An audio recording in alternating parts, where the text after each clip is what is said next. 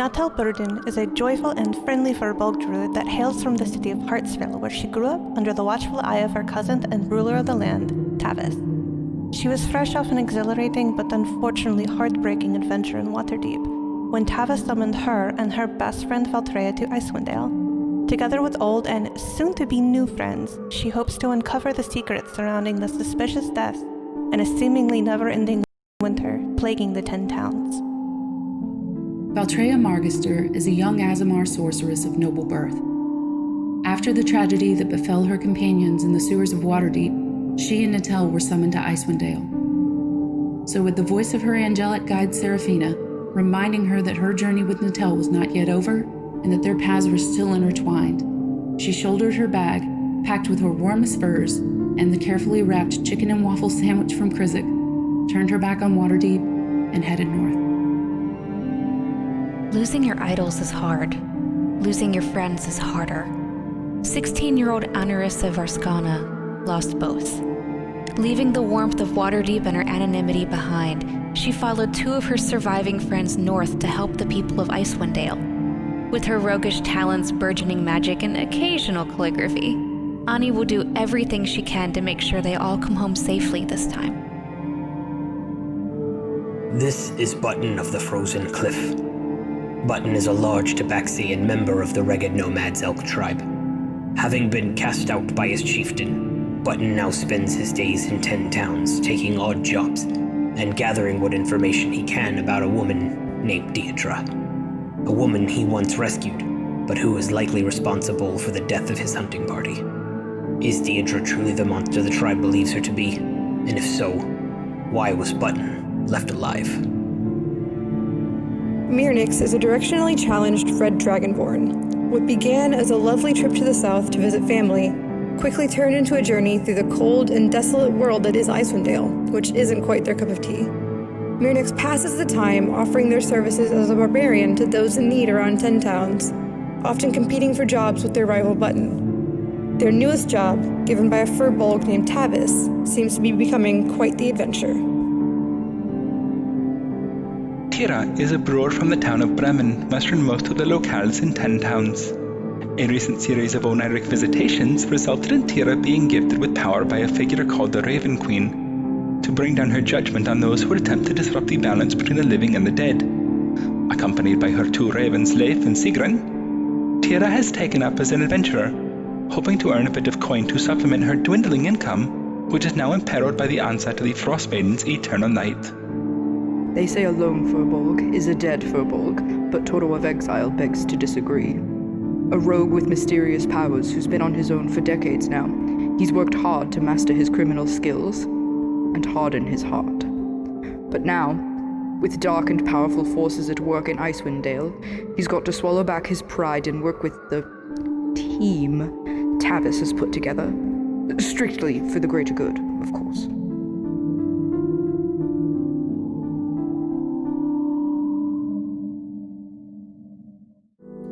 Hello everybody, welcome to Table Hops in 2021. It's going great. Thank you for the sub, Miniature Mage. We love it. Thank you. So, we are continuing with our Rime of the Frostmaiden campaign, and the last time we played, the heroes infiltrated Sunblight Keep of the Sunblight Drogar Dwarven clan and have concocted ingenious sort of ruse to defeat Zardarok, ruler of the keep. However, we were going to have to mitigate that plan a little bit here and go forward and see how things go. So currently the heroes are located in Sunblight, and we're going to go ahead and start at that point. So the original plan was to have Tira shift into one of the Dwargar, which we can still totally do. But before we get into that, is there anything you guys want to discuss or plan out before we go ahead and roll this plan in? I'm trying to figure out how we're going to do it. Well, wasn't the just refresh me on the plan was to entice the captain out of the room with hundreds of people correct. And he was currently discussing with Sefik Kaltro. They were having an argument.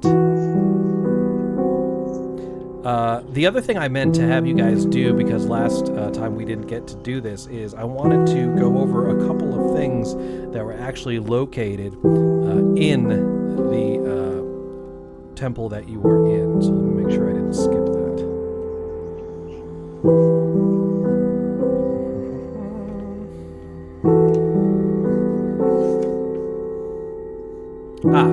So located on the altar of the temple where you defeated the barbed devil that was in disguise, you see what looks to be a similar shape to the crystal that you put inside the lockbox that was causing people mental anguish.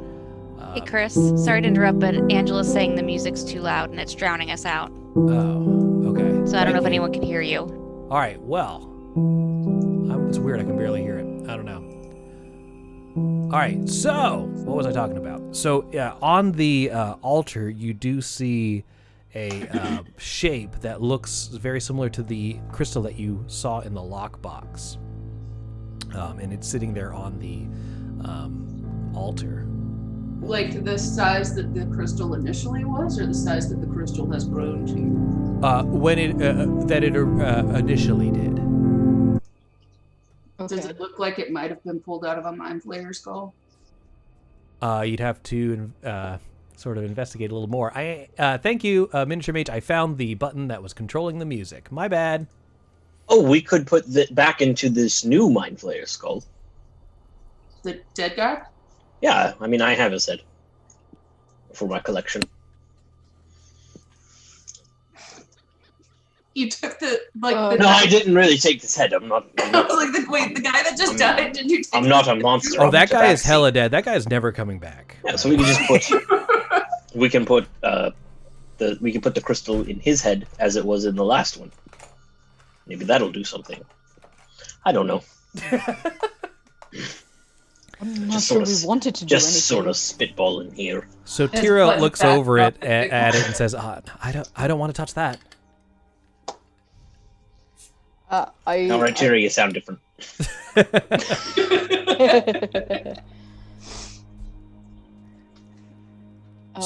So just looking at it from afar, there's something off about the crystal on the altar compared to the one that you saw before. I thought there was a hole in the altar for a crystal. No, I'm sorry. There is actually a shape that is similar. Sorry, it's not an impression. There's actually like an object on this altar, and that reminds you of the crystal when you originally found it. It's not as large as the crystal turned into, but something about it seems off. I guess I'll go look at it. So as you get a little closer to it, you do feel that sort of hum energy coming off of it, similar to the way you felt from the other one. Although when you look at it, you realize the difference is, unlike the other one that's like a solid crystal, this one seems soft, almost gelatinous. Like it could be a brain? Like it could be a brain. Mm. And it's on this like altar? That is correct. Does it have like blood around it and stuff? It has some sort of like black ichor that you don't recognize as blood, but you don't really know. I guess it looks similar to the fluids that were around the wounds of the Mind Flayer that was outside, lashed to the statue. And he is missing a chunk of his brain. He's missing a chunk of his brain. And they put a plate over his head. Let me just... Oh. I'm going to bat that off the...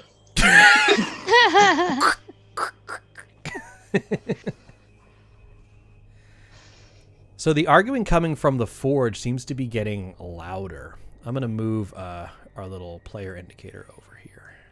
Like angry louder or closer to the door louder? Closer to the door louder. Let's get into one of these holes. I'd like to hide into this one if I can. Yeah. I think I'll scooch in there with Button. All right. We should all be able to fit. Yeah, it's pretty big room. Yeah. Mirnix, I suggest you and I stand in front of the door. Yes. No, this door. Who did I Oh, just that's the door. I thought that was the arrow slit. My bad. No, the arrow slit is up here. Oh, that's the arrow slit. Okay, I got him. I mean, you are directionally challenged.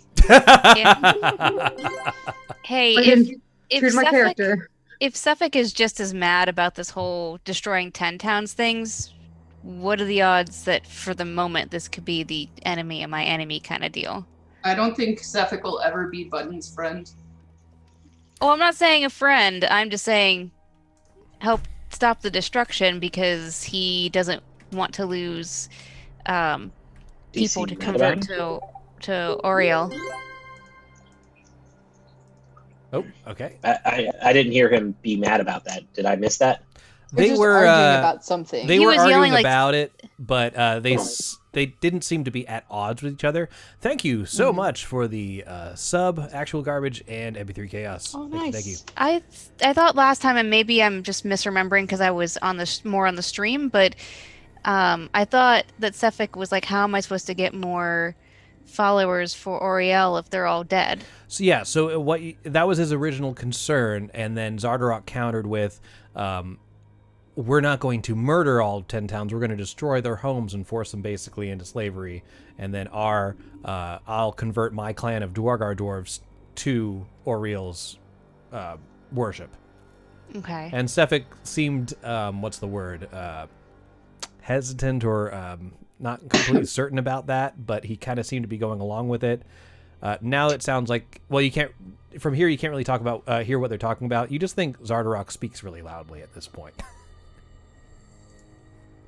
But they do sound like they're coming closer to the door, and you realize that that's more likely because the elevator is through this door. Mm. Mm-hmm.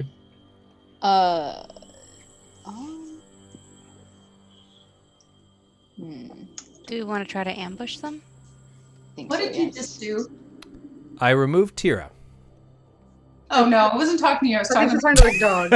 Okay. It happened right when I pressed the button. That's why I was like, I'm sorry. No, I just put heard it a back. thump, and he batted my Charizard off the.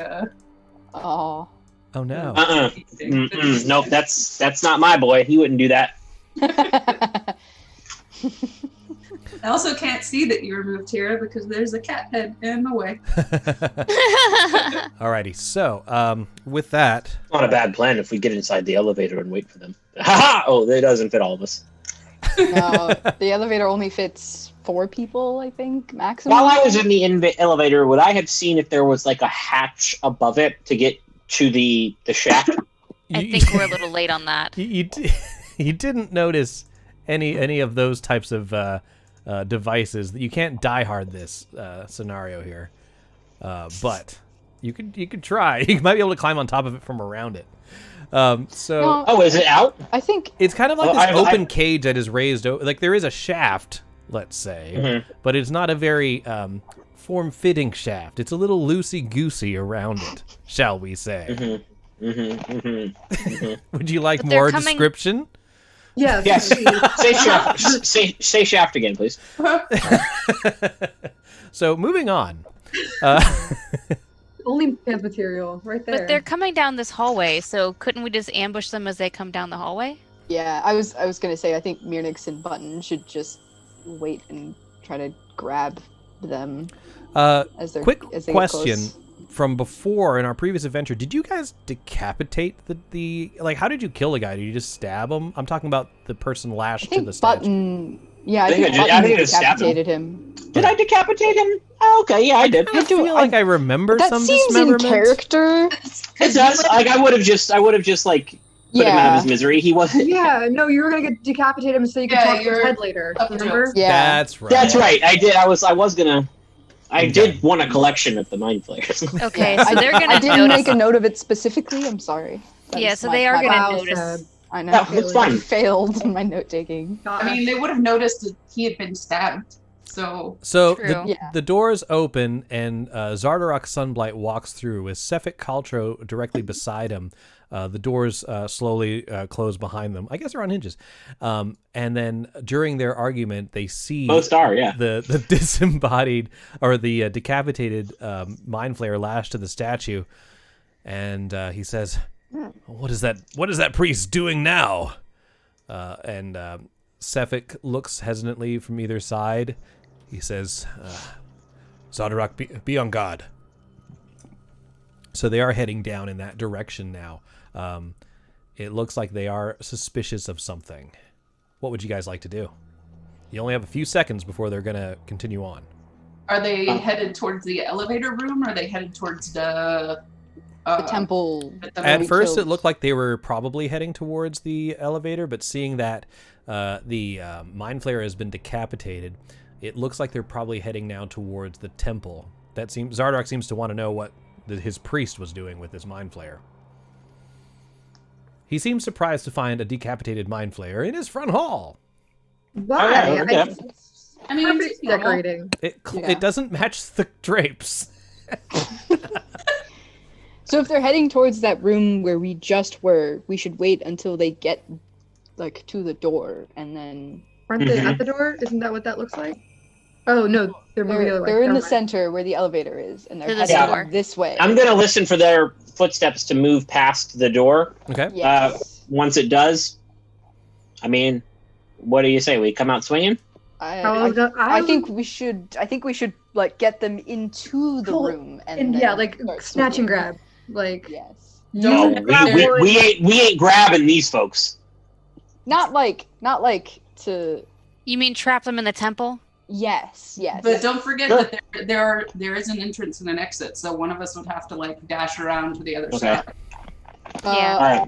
You can't see where they're coming from, but you do hear the stone doors to the south open, and you hear Caltro seeing the body of this demon in front of him. He's like, what the hell is going on here? And you hear shink shink as he has released his battle axe, and Sefik Caltro has his ice blades ready. As you assume they're ready for battle. They don't know where you are yet, but I am going to have you guys make a stealth check or an intimidate check if you're kind of bursting out, and I'll compare it to their passive perceptions.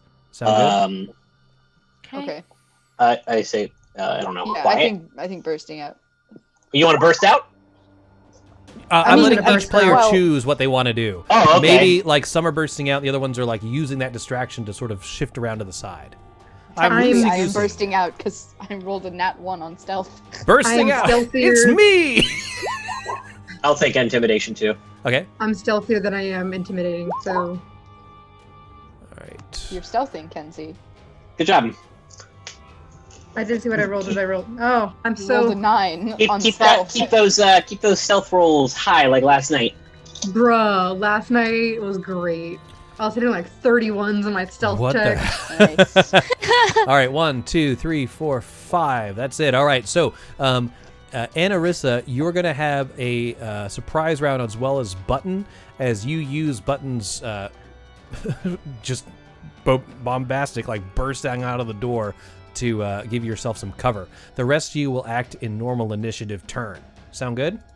Mm-hmm. Sounds good. All right, let me remove y'all from initiative, and let's roll a new one. All right, guys, here we go.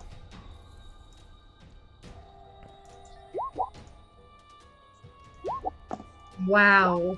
Oh, come on. Oh, no.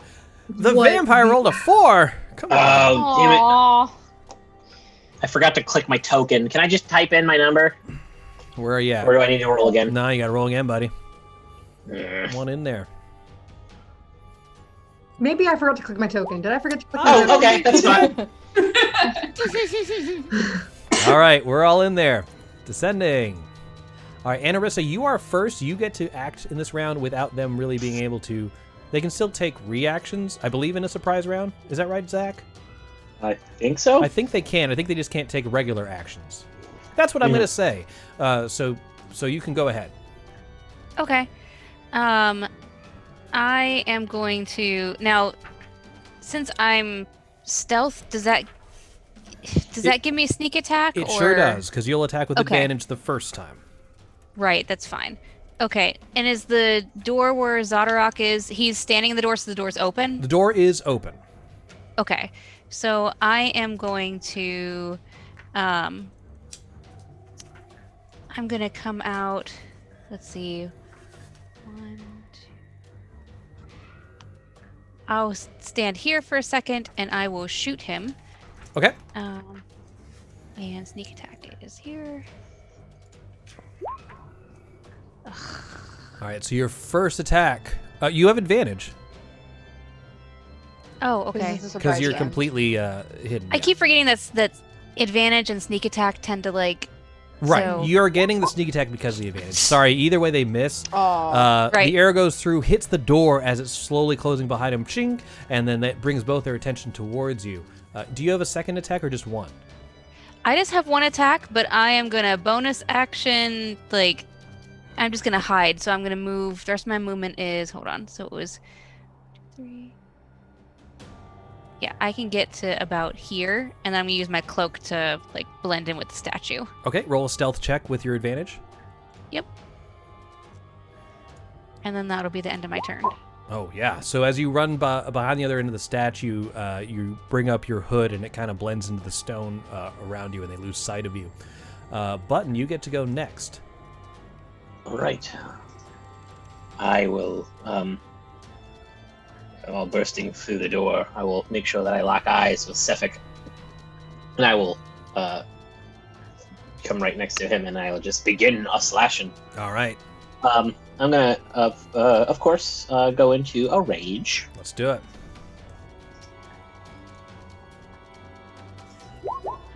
All right. Nice. 23 to hit for 16 slashing, 5 necrotic. All right. So you shatter his ice blades as he tries to come up to block, and you slash him across. The necrotic energy from your attack doesn't seem to phase him, but he definitely feels the bite of your weapon as it cuts into him. He just smiles at you through the pain and grows 2 new ice blades. Mm-hmm. Yeah, let me go ahead and break those 2. All right. Oh, that's going to be a mess. 12 does not hit. So. Okay. And so he parries that. Is it 2 and you're done? It is. All right. Now what happens, guys, is everybody doesn't act this round, and we go back to the top. This is the first round of actual combat now. So, Anarissa, you actually get to go again. Okay, let's see if I can actually hit something this time. Let's see. I am going to come down and the angles here. I'm still gonna shoot at Zardarok. I don't think. Yeah, so I wouldn't get sneak attack on this one. Right, this will be a regular attack without advantage and no sneak attack. Right. Right. Oh, I know. I was just looking. I was double checking on my screen. So we will shoot him. And that actually hits. Well, you then- rolled a 16. Hold Well, on. possibly. It's better than Zardarok- last time. That is his armor class. Yeah, you barely hit him. Okay. So yeah, and that's what I can do. So I'm just going to use the rest of my movement to shift over and blend in again. All right, before you roll your stealth check, let me do the damage. That was 10 damage. As you do this damage to him, he locks eyes with you, and before you are able to run off to hide, he shoots hellish flames out of his hand directly towards you. You need to make a dexterity saving throw. Okay, I have a spell that's a reaction called Shield, and it adds a +5 to my AC, but I don't know if it does anything for saving throws. I think the reaction happens on, because I'm using a reaction, I think the reactions happen on the opponent's turn. Correct. You can react at any point in a turn order. Okay. Yeah, I don't know that it does anything, because it says... As long as you have a reaction. Okay. Oh, yeah. So Yeah. if you want to use it, you can, but this is not an attack roll. This is No, just a I was saving reading. throw. Yeah, no, I was trying to see if I could. Okay, so this is saving throw, and you said it was dexterity? Mm-hmm. Okay, so we will do dex 18. All right, you pass, so you're going to take half of this. Do you Okay. have evasion yet? You should. Level 7. Or no. No, I don't think we're I all have level that 5. All right, so it's 17 is the total normal, so you're only going to take half of that. 8. yet. Okay.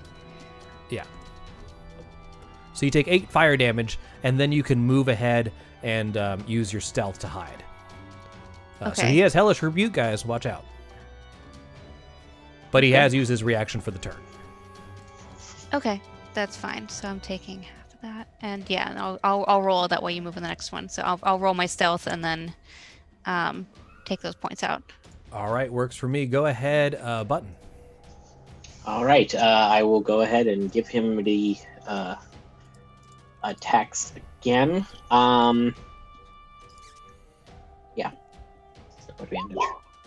Ugh. All right. You know what? Not liking this missing shit, so I'm gonna go ahead and reckless. All right. That'll do it. 8 damage. The necrotic he's immune to. Okay. Boom. All right. Anything else? I'm going to sort of.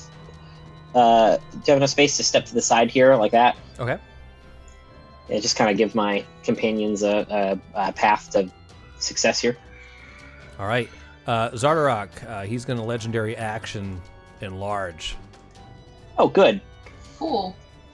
He is... How big is he now? Bigger than the door. Yeah, he's like 12 feet tall now. Pretty much imposing himself across that entire doorway. So I'm going to put him here. Say he grew that way. He's kind of holding up that entire door. He's filling up that entire doorway. Valtreya. Cool. Okay, I'm gonna move to here. And I'm gonna shoot. We're gonna use Scorching Ray, and the first one will go at Suffolk, and we'll see what happens from there. Okay. I'm gonna shift ping. Watch out. Okay. That'll work. Fire on him. Let's see. Yep, that works. All right. So it sort of like licks his toes, but doesn't do a lot of damage. Just some. It's 3 rays. Okay, that was the first one. Yep. Yep, more. And then just for shits and giggles, I'll shoot the other one at the giant guy. Oh, I'm sorry. I thought you were shooting at the giant guy entirely. Let me fix that. No. Let me fix that. That's why I said Suffolk. My mistake. All right, so he took a total of 14 fire. Chris's foot joke makes more sense now. Which he takes full fire. Got it. All right, last one against Big Dude. Yep. That'll do it. Nice. Every single one hits. Boom, boom, boom. And then I'm going to run over here. Yay. Yeah, he cannot react because he already done it. All right, if you're finished, it goes to Toro. Yep. Hey. I have counted out the squares. I have done the math. Toro is going to dash and then dash again all the way through combat to get to here. Yep, He's you can do it without block ever getting out. it. Yep, totally fine. Yeah, he's basically heading for this door. That makes sense to me. Anything else? No, that was the action and bonus action. All right. So now we move on to Zardarok.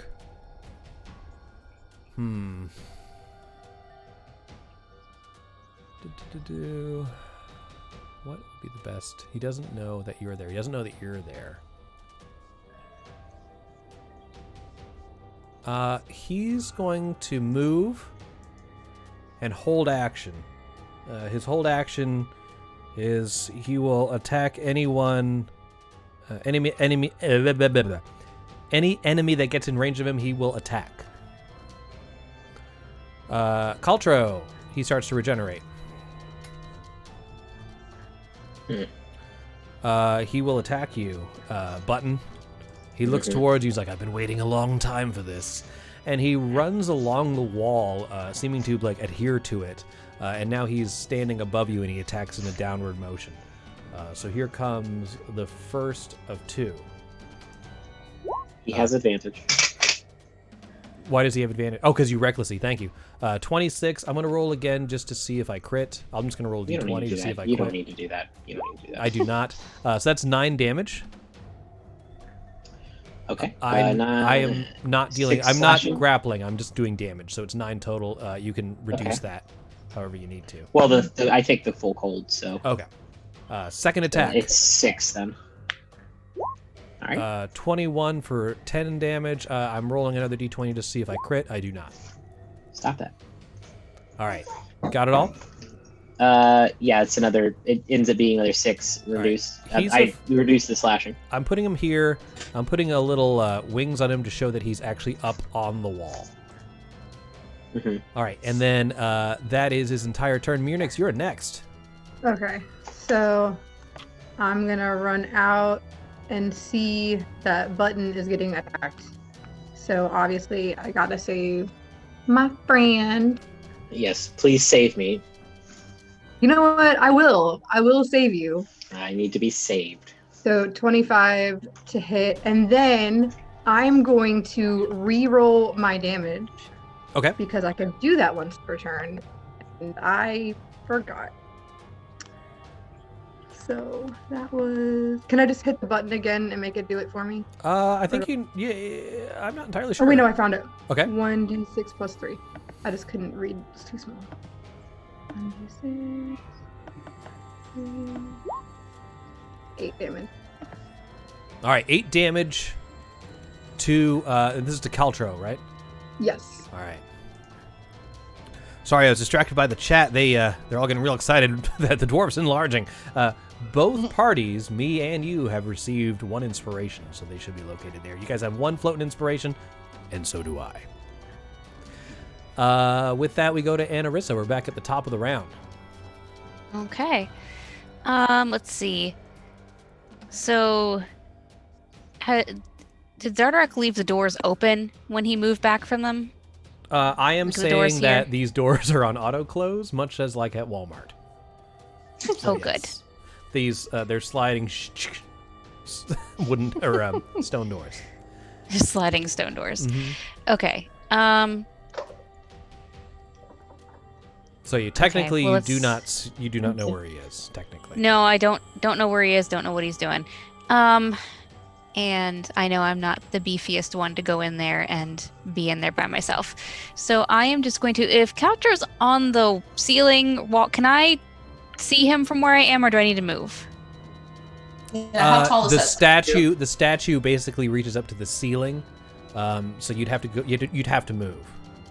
Okay. He's not on the so- ceiling. He's on the wall, like attacking down on Button. Okay, so I'll move here. Sure. And is he still technically adjacent to Button?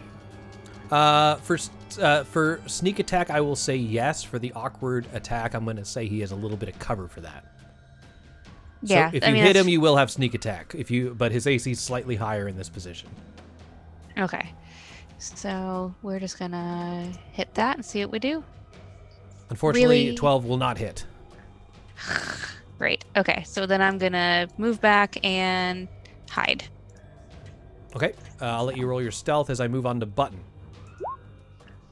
Right. I will wonder how he got up there, and I will. Yeah, I'm gonna keep going reckless. Okay. Nice. Nice. 22 for 8. That'll do it. All right, let me get him there. Boom. Nicely done.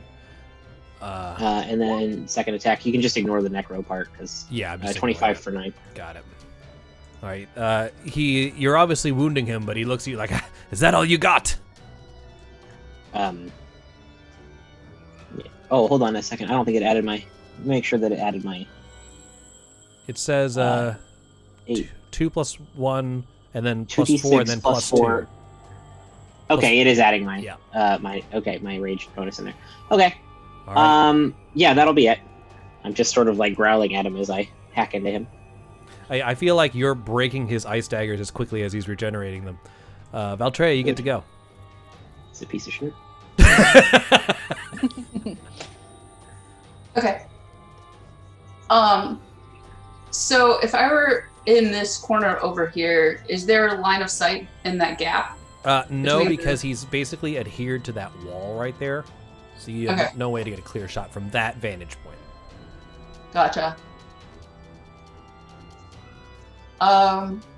From the other side of the statue, it wouldn't be a problem. The chat is saying that we have 2 inspirations, Chris. Oh, and, you have 2! I am sorry. Don't upset the chat. I don't have the chat up in front. Okay, 2. My mistake. Oh, I almost gave it to DM. How mad would they be? Yeesh. Yeesh. Unsubscribe. Okay, you are correct. They actually phrased it. Someone tell the Sky Wizard to start just do a recount. Apparently you were the Sky Wizard. Okay, what are we doing? You don't need to bite my chair. Oh, apparently it's not. Margwin says total of 3 for players and 2 for DM. Oh, okay, all right. So apparently we are. We have been. There's been like some sort of inspiration award going on here. There we go. Okay, we are all inspired. Thank you, chat. We really appreciate it. 3 for you, 2 for me. Thank you, Chad. Tell your friends. Tell your friends to watch. It's very poggers of you guys. Okay. I'm gonna run over here next to Mirnix, and shoot Caltro with Scorching Ray again. Okay. Still has a little bit of cover. Go ahead. Okay. No, it's a crit fail. Boom. Take 8 fire damage, Button. Why? Because she crit failed. Shooting Caltro. That has nothing to do with me. No, sorry. You're kind of in front of him. We can make it more. Okay. Okay. That's fine. Second one. As I shoot the second one, I'm like, I'm sorry! And then shoot that it's one. going to miss. I'm just like... That one will hit. Oh, man. He's not doing good. Anything else? No, that's it. That's all I can do. All right. Toro. Toro has no idea that Zardarak is lying in wait. Correct. So he's just gonna push open this door with his bow out and ready. All right, you open the door, and when you look inside the temple, all you see is the dead carcass of the devil that you killed last adventure. Zardarak is nowhere to be seen. Toto knows that they can go invisible.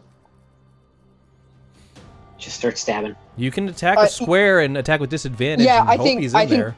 I think well, because he knows that he was enlarged the last time we saw him. So I think Toto is just gonna shoot straight across, like at the wall over here. Okay, go ahead and roll with disadvantage, and we'll see if something happens. Sure. Do I don't get like sneak attack or anything, right? No. No, I get it. I totally would ask too. I'd be like, just to be clear. Yeah. All right. So your arrow, chink, hits in between plates of armor and is sort of floating in the air as it materializes. You see Zardarak appear in front of you, looking really pissed off. He's like, "I'm invisible, but I'm really big, so that was a mistake. I'll take 6 damage." There we go. And then using the rest of his movement, Toto. No, he's just gonna. Actually, he's gonna move behind the wheel and just like duck behind the wheel here for a little bit of cover. Before you move, he does get to do his readied action. Hellish. Oh, that's right. Yeah. Yeah. So he's using his readied action. He's using Eldritch Blast on you. Okay. So here it goes. Chris, there was also another inspiration war, and both of us have another inspiration. Awesome. All right. 20 hits you probably for 11 force damage. Okay. All right. Go ahead and take the rest of your movement. Okay. Yeah, I'm just gonna move back and duck behind the wheels here. All right. Both parties have another. I'm gonna use all my inspiration on this, guys. I'm just telling you. I have 3 to use. Zardarak's gonna go nuts. All right. How many do we have now? You have 4. I would have 4. Jeez. Okay. What's the max? Just so the chat knows. The max is the number of players. In this case, you guys can have 1 more. But just so you know, Chad, I can have unlimited. You heard him, chat. You can have 1 more. All right. We can have 1 more, but he's not allowed to have any more. I can have as many as you want to give me. 30? No, that's not true. All right. Tora, is that your turn? Yes, that's the end of my turn. All right. Zardarak's up. Pissed off that you hit him. Charges through the door, bursting it open. Slams his hand against the wheel, causing the elevator creak and shift and the gears to break. And he moves in to attack you. Okay. That's how we get out. So here we go. He's using spike gauntlets. He attacks twice. First one. That hits. 23 for 7 damage. Mm-hmm. All right, here comes the second one. 16 for 6 damage. That also hits. Uncanny dodge? Yeah, I'm gonna uncanny dodge that one. On that last attack, he's using Psychic Conquest. You take this much extra damage, and I heal that much. God damn it! Psychic piece of shit is what it was. Nice. Oh, perfect. Psychic Conquest. He's like, take this with his friggin' squeaky hammer.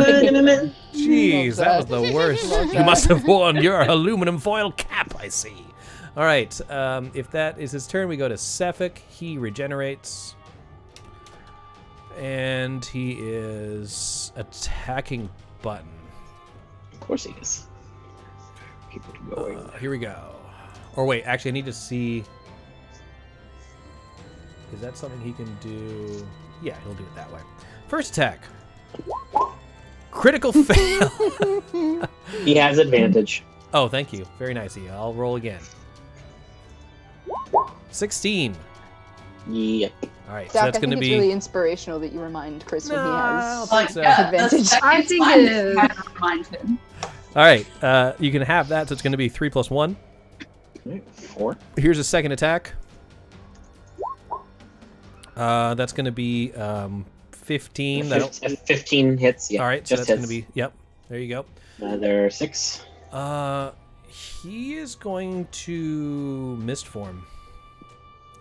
Of course he is. He's going to go 5, 10, 50. Coward. He's going to go in here and find out that, oh, he's no longer flying. He's going to, he materializes next to Toro and he says, Zardock, you fool, you broke the elevator. We have no escape. Wait, I made out a mist. I can just go up there. He realizes this as we go to Mirnix. Okay. Question. Mhm. When they misty step, is it just like an instantaneous, like, they disappear and appear there? Or is there like a shimmer that I can feasibly be like, oh, he went around the corner? He turned into mist, Yeah, right? so I'm using Misty Step, so to speak, but I'm using it like he turns into mist and floats around. He doesn't bamf Cool, like so I can follow yeah. the mist trail. Correct. and You do see where not he be went to. metagaming. Yeah, he kind of Okay. seeped between the door frame there. Cool. All right. If you didn't, it would be a real missed opportunity. God damn it. I'm just going to add Wow. a 0 to the end of my inspiration. Yeah, I have 30 inspiration. All right. So, what's my speed? Is it 30? It's probably just 30. All right, Miniature Mage, I apologize. I'll drop mine down to 2 if I miscounted. Yeah. There we go. Fair enough? That's right. Yeah, you don't want to fight miniature mage. She's feisty. Okay, so I can get to right here, but I can't get around the door in 30. So I guess that's it. That's all I can do. You Well, can I could hold an dash. action? I can dash. Uh-huh. Yeah, just so you're in there. Yeah, just so I'm in there. Okay. Mm-hmm. I'm gonna go right.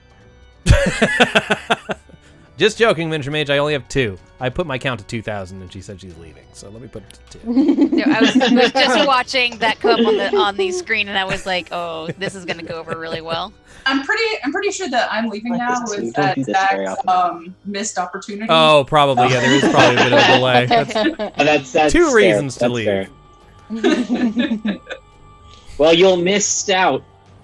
All right, No. Mirnix, you've busted in. What are you going to do?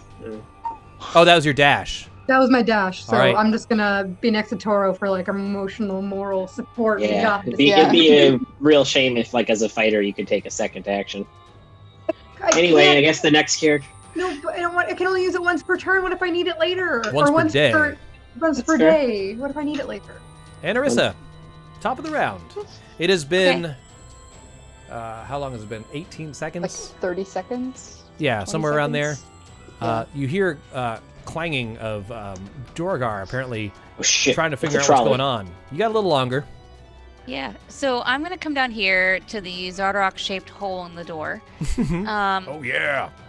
And I'm going to, because he's big enough and it'll only affect him, I'm going to use color spray and blind him. Shit. Okay. What do I have to do?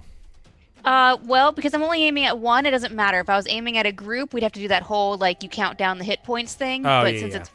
since it's one dude, basically he is going to be, I believe, blinded until my next turn. It affects any like it doesn't have. Okay, here we go.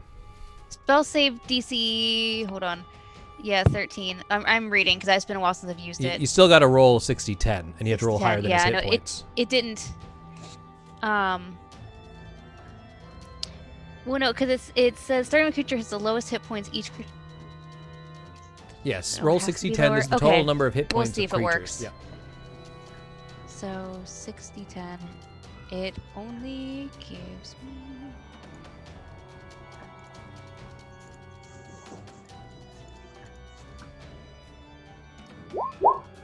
$39 is not enough. Okay. So you spray his back, and now his whole back is like tagged in this red, yellow, and blue, just like stripes. But it does not affect him in any way. Okay. Well, I guess that is my turn. I thought they would at least do the one, and then if I wanted to do multiples, it had to do the. No, it goes. You can affect multiples, but it's that whole point. Like it's like sleep, the whole hit point pool, and then I subtract them. But he has more than 39 hit points. Yeah, no, I thought that first one was a spell save, and then after that it was each person. But okay, so I will just shift over to the side, and I will hide. Okay. So.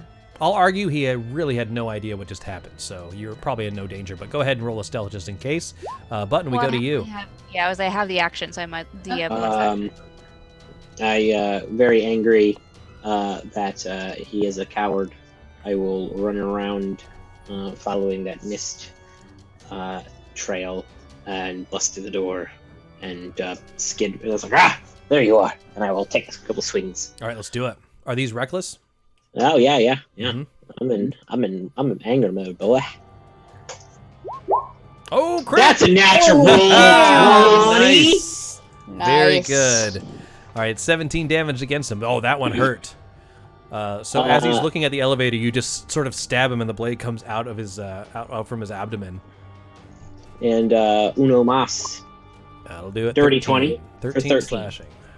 All right, he is looking rough. He's not bleeding, of course, but he looks like you're hacking pieces off of him. Good. All right. Anything else? Nope, that's it. All right, Valtreya. Cool. I'm gonna shift ping. Okay. Oh god. I'm gonna run here next to Honorissa. Are these doors are open, right? He crafts. There is no doors. Yeah. Only Yeah, Zool. yeah. Yeah, it's just a big Zardarok shape. And I'm going to Chaos Bolt, All right. and we'll see what happens. 17. Excuse me. Does hit him. You rolled a 1 and a 2. A 1 and a 2. Sorry. Eventually, I'll learn what all of these are. We're gonna hit him with acid. All right. 6 acid damage as it burns through the colorful display on his back. He tries to like scratch behind his back. It does do damage to him. Yes. Do you have another one? No. Onesie dunsy. All right. If you're finished, we go to Toro. I am going to. Step back. Actually, sorry, I'm using my reaction. I'm hellish rebuking you, and then we're going to Toro. Cool. All right. Dex save. Oh yeah, Valtreya is real good at those. Hold on. Oh, you're really good at this. All right, nice. you take half of this. So 10. Oof. Okay. All right, now it's Toro for realsies. Okay. Mirnix is technically adjacent to Zardarok, right? Yes, he is. Yes. Sweet. So I'm gonna bonus action disengage, move to the back wall, and then shoot him with my short bow. It's gonna be a little tough with Button there. No, shoot Why? Zardarok. Oh, Zardarok. I'm sorry. I thought you were hitting Yeah. Sefik. Sorry, guys. I'm just moving back so that like my back is against the wall. Got it. All right, I am now ready. Yes, and it's with sneak attack. 25 to hit. Sure for does. 16 damage. 16 damage. All right, he takes all of it as he's trying to like get the acid off his back. You shoot him like while his back is to you. Full damage. He cannot react. He's already done his hellish rebuke. If you're finished, it goes to his turn. Yes, that's it. All right. He feels the arrow pierce his skin. He turns back towards you and just yells out in rage. Is there something better that he could do? Nope. Gauntlet's the way it goes. Charging through. Gauntlet attacking. Here we go. First. Oh, crit fail. Oh my gosh. Second attack. 23 for 7. Uncanny dodge. All right, Psychic Conquest. 2? Come on, Zardarok. Come on. I heal 2 hit points. Whoop-de-doo. Oh, and I take another 2, right? Yeah, you take another 2. Mm-hmm. Okay. This is mental psychic damage, so. Mm-hmm. With that, we go on to Sefik. Heals. He always gets back like half every time. He gets back 20 every turn.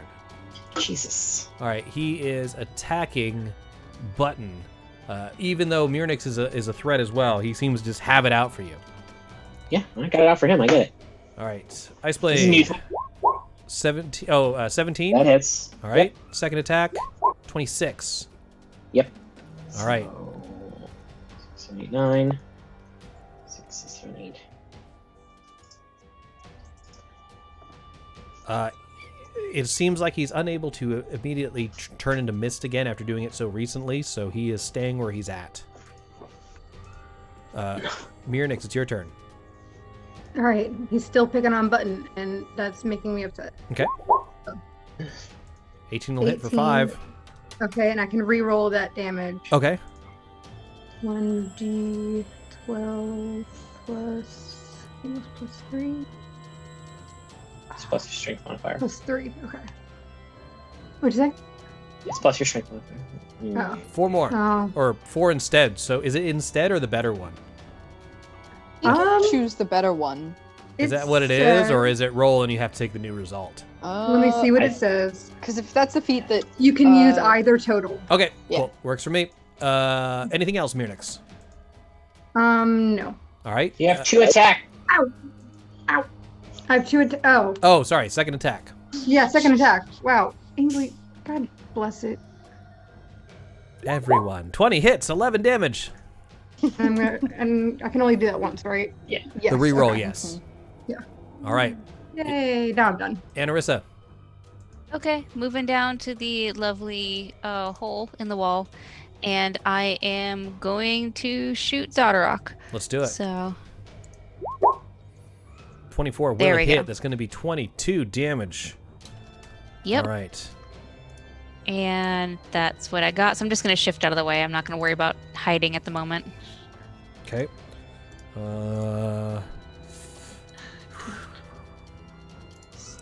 Trying to just hellish rebuke. I'm hellish rebuking you. Okay. Dex save. Sure. That's a success, so you're going to take half this. So 5. Okay. Question. Uh-huh. Can I hellish rebuke you back? I believe you can. What is it? Well, what is it? How's the wording on that? Is it like, do I do damage? One to you? reaction Well, that I yeah. can take in response to being damaged by a creature within 60 feet of you and that I can see. So if it happened while I was still Yeah. in front of the door. I think that's totally fair. Go ahead. Okay. So Do you just like slap it back, like volleyball it back at him? Yeah, it's just I guess- like, swipe. yeah, and I get to cast it at Swipe or no second swiping. level, so Okay. I dex save. yep. And then I will move here out of the comes way. my dex save. 2. Whoop-de-doo. Oh. All right. I don't take sneak attack. Oh, it must have rolled up by That's so okay. just So I take 7 damage total. yeah. Got it. Boom. Nicely done. If you're finished, we go to Button.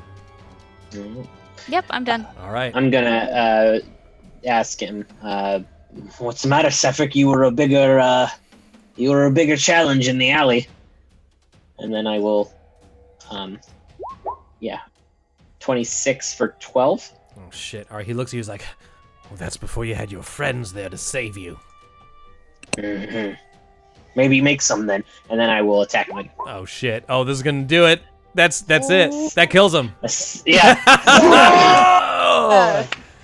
All right. So you stab your blade directly into his torso, pinning him against the wall, and you see from the ground up he begins to transform into ice as he's trying to wrench his way off of this blade. And he looks at you and he says, "You think this will make her forgive you, but it won't." And just that, his head completely encapsulates in ice, and then he shatters to the ground. Oh no, I want to pull my blade out and shatter him. That works, yes, you can do that. Very much Sub-Zero style, he just explodes. Nicely done. Oh, I thought I was going to make him escape again. I thought he was going to escape again. I was going to have a Misty Step next turn up the shaft. I turn around and go, "Oh, it's a big dwarf." Okay. All right, nicely done. Does that finish your turn, or do you have another? That's it. All right. 2 attacks. Valtreya. Cool. I'm gonna step over again and Chaos Bolt him. Okay. And we'll see how this goes. Whee! 25 for 6. Yep, that sure hits him. What type are you choosing? You rolled a 2 and a 3. A 2 and a 3. I believe that is cold and fire. Let's go with cold. All right. just Unlike a wanna know lot of other creatures in Icewind Dale, it seems like he still doesn't like the cold, and he takes the full amount. Step back over here, because that shit he hit me with last time did not feel good. All right, Toro, you're up. Cool. Toro is gonna drink a potion of healing. Okay. I have 1 greater healing, so that's 4d4 plus 4. Oh, well, alright. 9 plus 4 is 13. Mm-hmm. And does that consume my, action? That is an action to use the potion. It's just your action. Yeah, you you can still do a bonus action. Okay, cool. Bonus action, I'm gonna use the Psychic Blade to attack him. I can do sneak attack on that one, right? Since I didn't use it. Well, the question is, does Psychic Blade allow you to use it as a bonus action any time, or does it say after you attack with the melee? Because that's what two-hand does. The Psychic Blade is just you can use it as a bonus action to attack. Yes. All right, sure. Then yes, you can add sneak attack to this then. Okay. 14 will 14 miss. to hit. Mm-mm. Oh, no, dang. that misses, Okay. unfortunately. Ignore that. All right. Favored by the gods. Oh, nice. All right. Does that end your turn? That's a cool ability. Oh, yeah. Yeah, that's the end of my turn. All right, Zardarok. He gets his Hellish Rebuke back. Oh boy, they didn't really give him a lot here, did they? This was the one I was trying to look up, Seb, for you doing healing things. All right, as you drink the healing potion, he slaps the vial out of your hand after you drink it, and it shatters, and he's like, "That's not going to save you," as he attacks with his spike gauntlet. Here's the first attack, 25 for 8. I'm going to uncanny dodge. All right, second one. Maybe. 25 for 6. Ow. Psychic Conquest. Oh, God, come on. Come on. It's like when you had those guys that if they rolled a 1, they would just scream to the heavens, and you just kept getting that. So I was getting a 2 and a 1. All right, anywho's yeah, he is pummeling you. Mirnix, you're next. Toro looks like he's in dire straits. Okay, so I'll go ahead and just use my great axe again. Oh God! All right. Second attack. Second attack does hit for 8.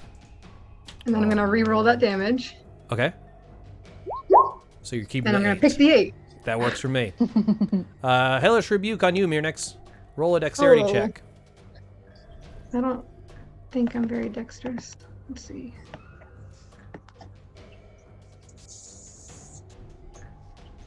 here you are. That's saving throw, not a check.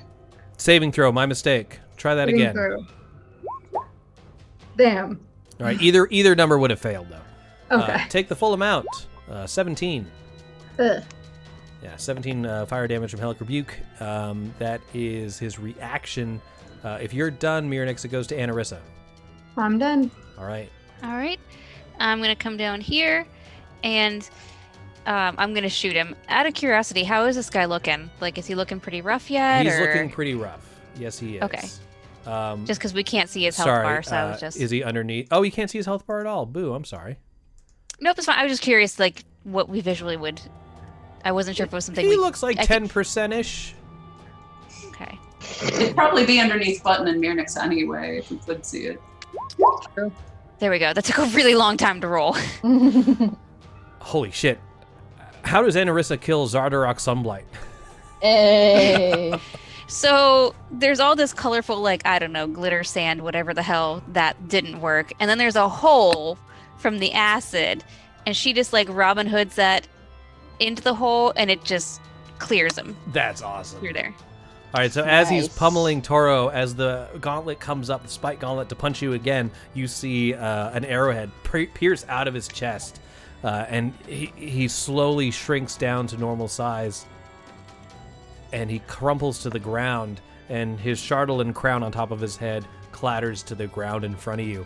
And Lord Zardarok is dead. Well done, everybody, but you want to get the hell out of there, because you do hear other Jorgars looking through the halls for their master. It's only been about a minute in real lifetime, but it's enough that the guards seem to be like, what's going on? Before we run away, I cure wounds on Toro. Oh, thanks. Button is also looking rough. And no, Mirnix. I'm fine. Don't worry about it. What can I find on the body quickly of Zardarok? All right, you find a small folded note that was in his inner breast pocket, but you don't have time to read it right now. Okay, I'll grab that. All right. And his clothes look normal. They're actually like warm weather clothes. He's not carrying anything else. His weapons were caused like he created them. I'll grab the crown. How can we escape, guys? Because he Grab damaged the crown, the elevator. I do. All right, cool. Mark it on your sheet, and I'll deal with that later. Okay. So, the elevator is currently broken. You can try and fix it. The gears were not like destroyed. They were knocked out of alignment. You don't know how long that will take, or you can just try and climb up the shaft. Okay, I mean, guys, I do... Valkyria's pretty good at that. She knows her way around the shaft. It's rather loose. Say, like, I do have a darkness spell that I could cast in the hallway to buy us time. They're Jorgar. Well, it's up to you. You do you. Sorry, I shouldn't have said Well, no, that. I'm asking the rest of the group as we're trying to figure out. Toto will go up to the gears and try to use his... Like, does it look like something he could use his thieves' tools for, or is it just like shoving the gears back I'll let in you place? do that. Yeah. Okay. Let me make sure. Yeah. 25. All right, so normally you're used to dismantling things and causing them not to work. So trying to fix something is a little out of your wheelhouse, but you do see how these gears fit together. It's actually quite a simple mechanism. The only problem is it's quite large, so it will take strength to, but you do see how you could guide someone to do it. Gotcha. I mean, yeah. I can do it, yeah. Yeah, Toto turns around and points to Mirnix and Button. Here, shove these gears where I tell you. Okay. Okay. Perfect. All right. All right. So you Also, guys, Chris, one of you can attack. One of you wheelhouse? can do this with advantage. Your choice, Mirnix or Button. I have a +3. I'm stronger. Okay. Mirnix isn't even gonna fight that. All right. All right. I have advantage. Yeah, because Mirnix Yeah. is doing it with you. Yeah, I'm helping though. I'm big. 21. boy. That's enough. All right, so between the two of you, lift up that large gear and hit it back into space, and the mechanism starts to move again, and the elevator starts to move up. I'm going to say you guys are able to squeeze in one load. I don't really want to worry about multiple. That's a bad way to put that. I'll just say, you can use the elevator like normal people getting to a second floor. There's nothing dirty about that. So as you ascend the shaft, no, I'm just kidding. So, I feel like at this point, Toro's probably still doing that thing he does with Anarissa when he's annoyed, is just like pick her up by the scruff, and he's probably just holding her high enough that he can fit everyone else in there. Like the back of her cloak, I think. Yeah, and she's just like the puppy that's like, the hell. But all right, 1 sec. I'm moving you to the top of the previous elevator shaft. So I guess so much for trying to use him to stop the dragon. He's super dead. He's super dead. But it's also one of those things that we don't know that there's a way to stop the dragon. At least this will put the crown into someone who's more reasonable. And it's Button's crown now. Yeah, Button. No, where'd you? We were gonna. Button just Don't worry about it. I have it. We'll move on. We'll take care of that later. Can I cut the cord of the elevator shaft? It's a chain. It would be very difficult, but possible. Can I use my thieves' tools to make the undo a elevator link unusable? You can try. It'll take time. Well, the elevator's here. I want to try to de-elevator the elevator somehow. All right, go ahead and add advantage to that. Somehow between you and Button, you're going to try and break one of these links or disconnect the, cause it to be inoperable. Go ahead and roll your thieves' tools with advantage. Okay. 28. That'll do it. All right, with that, you manage to find a catch, and then the elevator shaft drops down to the bottom, and you hear a loud crash as the chain wriggles back up the shaft. You do hear other Duergar yelling and stomping, apparently raise an alarm, and you may notice I'm putting a bunch of them together. With that, what would you guys like to do? We're going to stay in initiative order because... I have Duergar on the way. So did we want to try and get back to Chick and her pseudo-dragon, or do we just want to make a hasty retreat? All the Duergar are going to act on one turn for ease. Okay. Grandalfa seemed willing to help us earlier. I feel like maybe if we offer her the crown, she'd be amenable. I don't think we should give a Chardalyn crown to anyone. She's already got a Chardalyn pseudo dragon. That doesn't make it better. Well, but if we tell her, hey, we killed Zardarok, you could totally take power here. 3, Please help us. 2. Yep, I'm taking off for it. All right. Cool. You're moving 30 in that direction? Actually, I could move 80. All right. So, let me... Crap, where was I? I was right here, right? Where did you have me? Yeah. Right there? You were right there. Okay.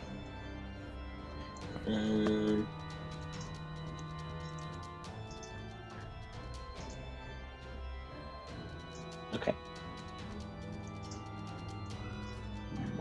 Wow. All right. And then I guess as an action, I'll dodge. Okay, Anarissa. Okay, I'm gonna follow. I can make it. Why? Yeah, I can make it 60, and that'll be my action, but my bonus action is to hide against the wall. So to use my cloak. All right. Valtreya. So. I'm gonna get to here, and that's what I can do. All right, Toro. I am going to bonus action dash and get to this corner here. Okay. And if I bonus action dashed, can I hold my action and shoot at the first Duergar that get within range? Am I allowed to move and then hold an action? Yeah, you can. So you're using, you moved, you're using your bonus action to move more, and then you're using your actual action to ready an action. Yes? Yes. Let's do that. All right. So the first Duergar I see are going to get an arrow to the face. That works for me. All right, then it's all the Duergar. So they're all going to move, and then I'll let you let loose. 5, Okay. 10, 15, 20, 25. Oh, 25. Go ahead and take your shot. Okay, I'm going to shoot at this one here. Yep. And I get sneak attack because it's a surprise? No, you do not. Okay. I'm going to click all of that. 12. Pshing! Knocks off his armor. In retaliation, the two in front throw their javelins at you. Okay. First one. Oh, sorry, that should not have been an advantage. Let me try that again. Unless a 15, does a 15 hit you or miss you? 15 hits. All right, ignore that. I'll roll again. Okay. 12.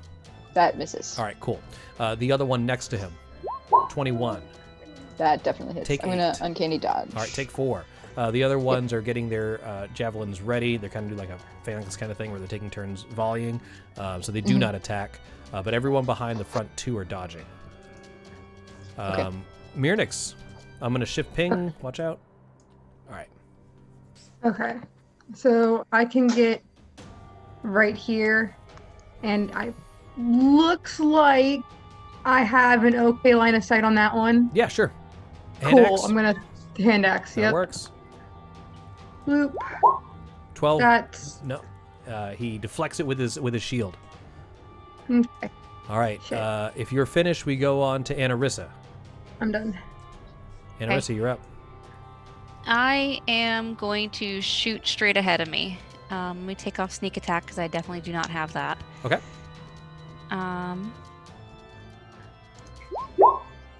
That will do 9 damage to him. The one directly in front of you said. Yeah, the one directly in front of me. That arrow strikes true. Okay. And then I am going to use some of my movement. So I can get about there. And my bonus action is to hide again. All right. Button.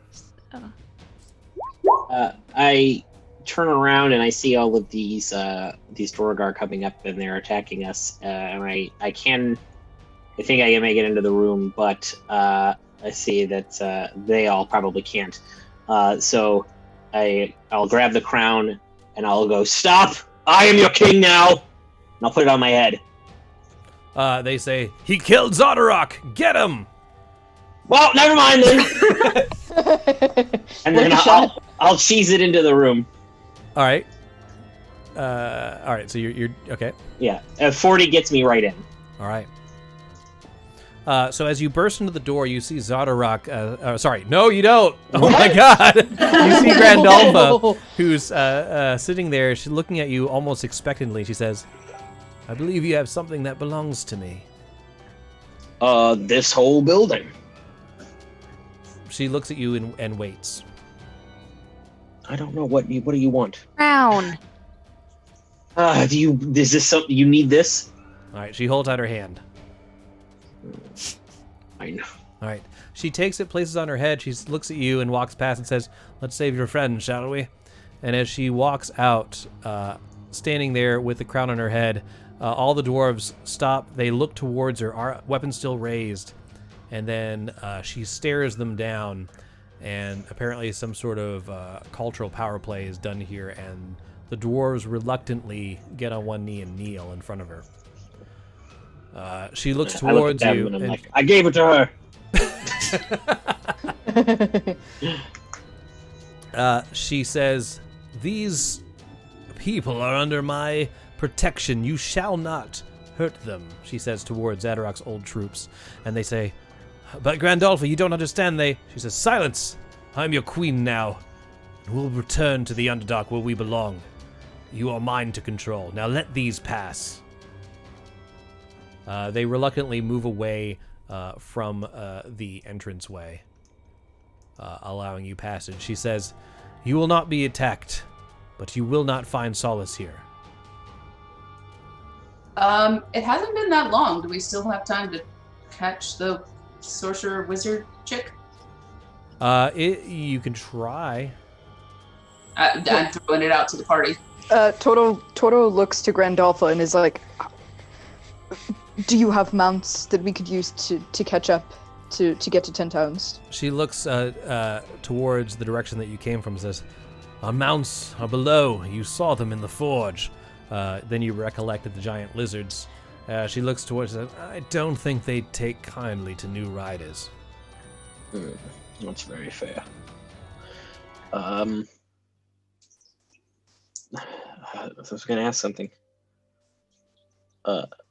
Is there nothing that you could think of that would stop this dragon? If you are able to defeat Zardarok, then you're stronger than I probably underestimated you. You may be able to defeat this dragon. Its slowness will be its undoing. If you hurry, you might be able to save maybe one of the 10 towns. Oh, just one. Then it's just town. I killed Suffolk too. We're actually much stronger than we look. Oh, right. The other tall folk he was with, that guy gave me the creeps. Yeah, he's a piece of crap. Are there no other artificers that you might be able to work with as we try to stop it physically, that you could possibly do something here? It took Zardarok years to create that machination. I won't be able to just... And plus, he was the artificer. I don't know anything about this. My job is to get our people out of here and back to the Underdark. Fair. She doesn't seem like she wants to help you at all. Okay, well. Cool. Glad we did the dirty work. Mm-hmm. Thanks for the crown. Safe travels to the Underdark, then. Let's go. Yes. All right. Indeed. So with that, the heroes, after defeating Zardarok, returning the crown to Grandalfa, exit the Sunblight Fortress and head out into the cold of Icewind Dale, hoping to be able to catch up with the wizard that was mentioned, who was heading back to 10 towns, and maybe save as many people as possible. With that, we're going to take a quick little break, and we'll be back with more Dungeons & Dragons action. See you soon. All right, welcome back, everybody. Welcome to our Rime of the Frostmaiden campaign, where the heroes have just defeated Zardarok, Sunblight, as well as Sefik Kaltro, surprisingly, and have now exited the fortress and are trying to head back to 10 towns to hopefully save it from utter destruction. Looking outside of the fortress, you don't see any figures ahead of you. Are there tracks in the snow? Roll a survival check. Oh, okay. We also know from the map where the dragon was heading first. You sure do. Go ahead and roll that survival check while I bring up that chart. Should we go counterclockwise? Yeah, it was Dugan's Hole, Goodmead, East Haven, I think was the line. Yes. Basically, the dragon is going Here you go. Counterclockwise. Ah. Oh, okay. So then, should we go clockwise then to intercept him? We go the did opposite wherever the chick was going. I think she was just following the dragon because they were saying something about how it needed to land to attack. So, from my, I wrote this down. Let me add it all up together. Okay. So we did. Let's just make life easy on me. I'm gonna say the entire excursion inside Sunblight took about an hour. Okay. Does that sound reasonable to everybody? Yeah, because we went in and upstairs and then Talked to the lady. and then went downstairs and. Even though the fights are rather quick, I think this whole thing probably took some time. Plus, you're trying to be stealthy, etc. All right. So until we dropped the elevator, that wasn't stealthy. Uno hour. How do they follow us up?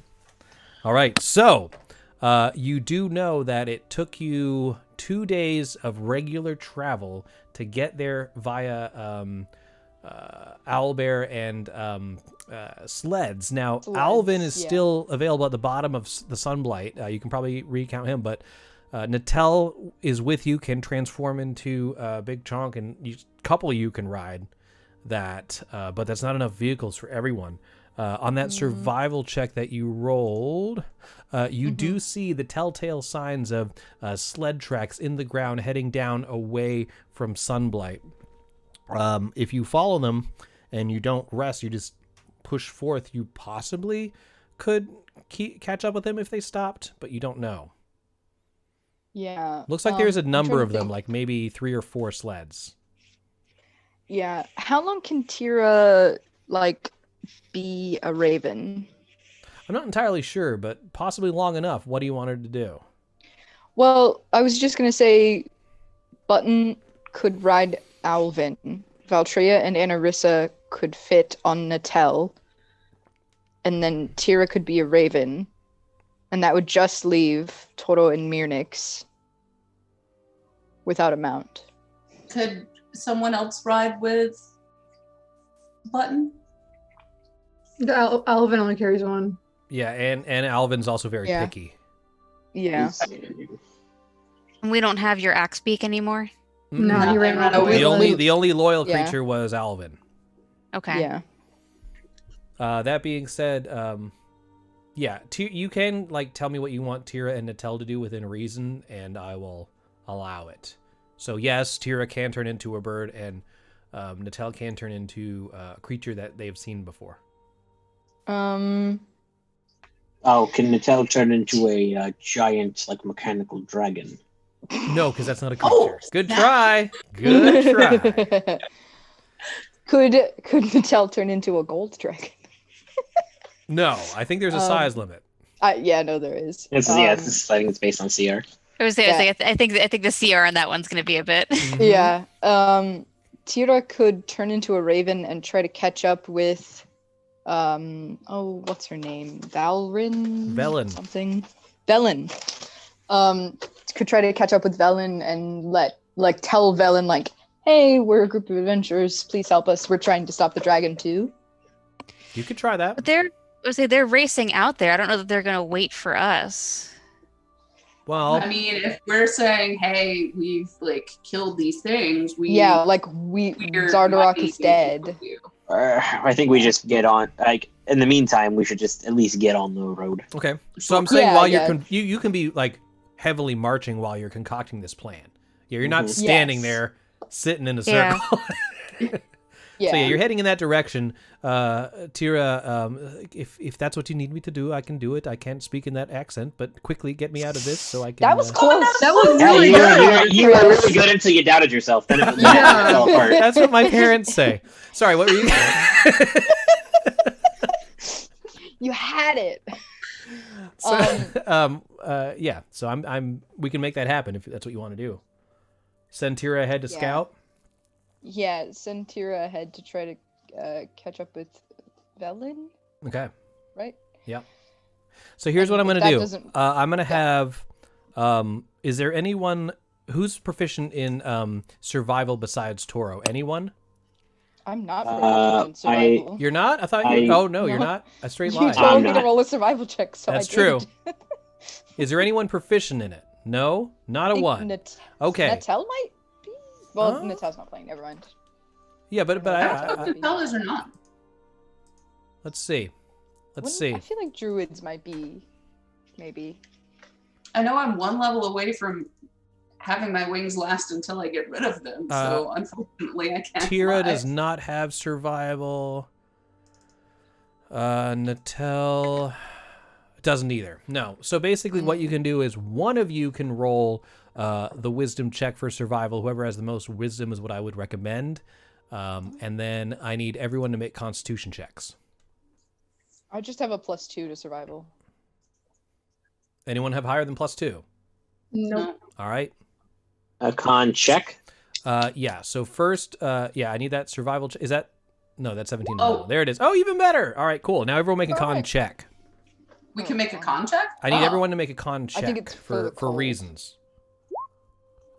That shouldn't have been an advantage. Hang on. Can I use Check, one not inspiration? Yeah, you guys can use it. Oh my god, guys, come on. Oh.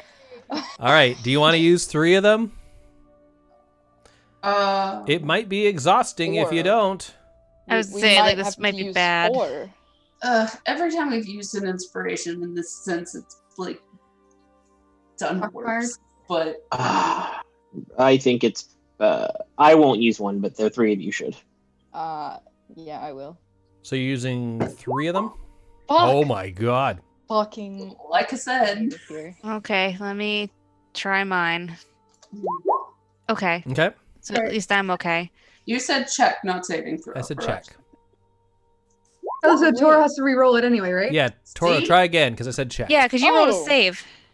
My bad. Just on. Wow. I appreciate the effort that you guys made. It's never worth burning the inspiration. It's all right, so you guys have one left. Wait. What? I can use it. I have an Asmar trait. Okay. If you fail a saving throw or miss with an attack roll, you can roll 2d4 and add it to the total. Okay. Oh, you Oh, accidentally but the popped that in most the you can chat get earlier. is a 12. Well, let's see how it goes. True. I have something. Might as well try, right? Nope. Okay. So 6 on top of my 5. Yeah, that's an 11. No, still. It's worth it. Is that like a once a day thing, Ryan?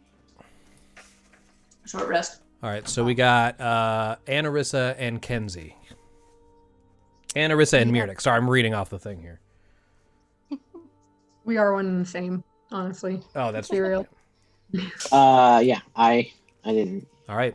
So at that point, you're trudging through, trying to make up lost time by pushing yourselves just a little bit farther, and you're able to follow the tracks, and you see in the distance some figures. You can't quite make them out, but they're no longer moving, and you hear a raven caw.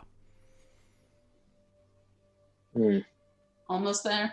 We're almost there. Yeah, we hurry up and get there. Can I like use a health potion as we're walking? Sure. 'Cause Yeah. I never healed Absolutely. from. Oh yeah, me too. Go ahead. Actually. I'm in pretty bad condition. I'm hoping that we can sleep soon. Cool. So, here, you guys, do this thing. I say greater healing is 4d4 plus 4, right? Yes. So I Eight. can power your healing. Anybody that's standing within 5 feet of me. Does it count as a spell? It's not a spell. It's an Asmar ability. So Rolls the dice to determine the number of hit points a spell restores. Yeah. So you can't do it on a potion. fair enough. Okay. Because I'm about to chug a greater healing. Yeah, If that was the case. I have one more common, so I'm I'm gonna do that as well. How many was greater healing? 44? 44, yeah. Yeah. While you guys are adding those up, look how sweet the artwork for the Zardarok fight looks. Whoa. Nice. Isn't that cool? That's cool. That's pretty cool. fucking awesome. But that actually was enough to put me back at full, so I will take it.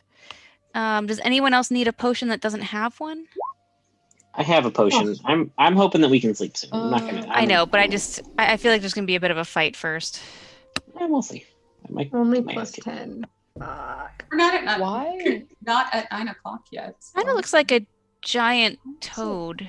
A little bit. What are you talking about? The Zardarok one, like he looks like an anthropomorphized giant toad. I can kind of see it now that you've said it. Like the beard or the top of the mustache is like. Yeah, I just- kind of see what you're talking about. Pop with that mustache to you. All right. Oh, it looks like, did I accidentally make Toro take over East Haven? Okay, let me delete that. No, Yeah.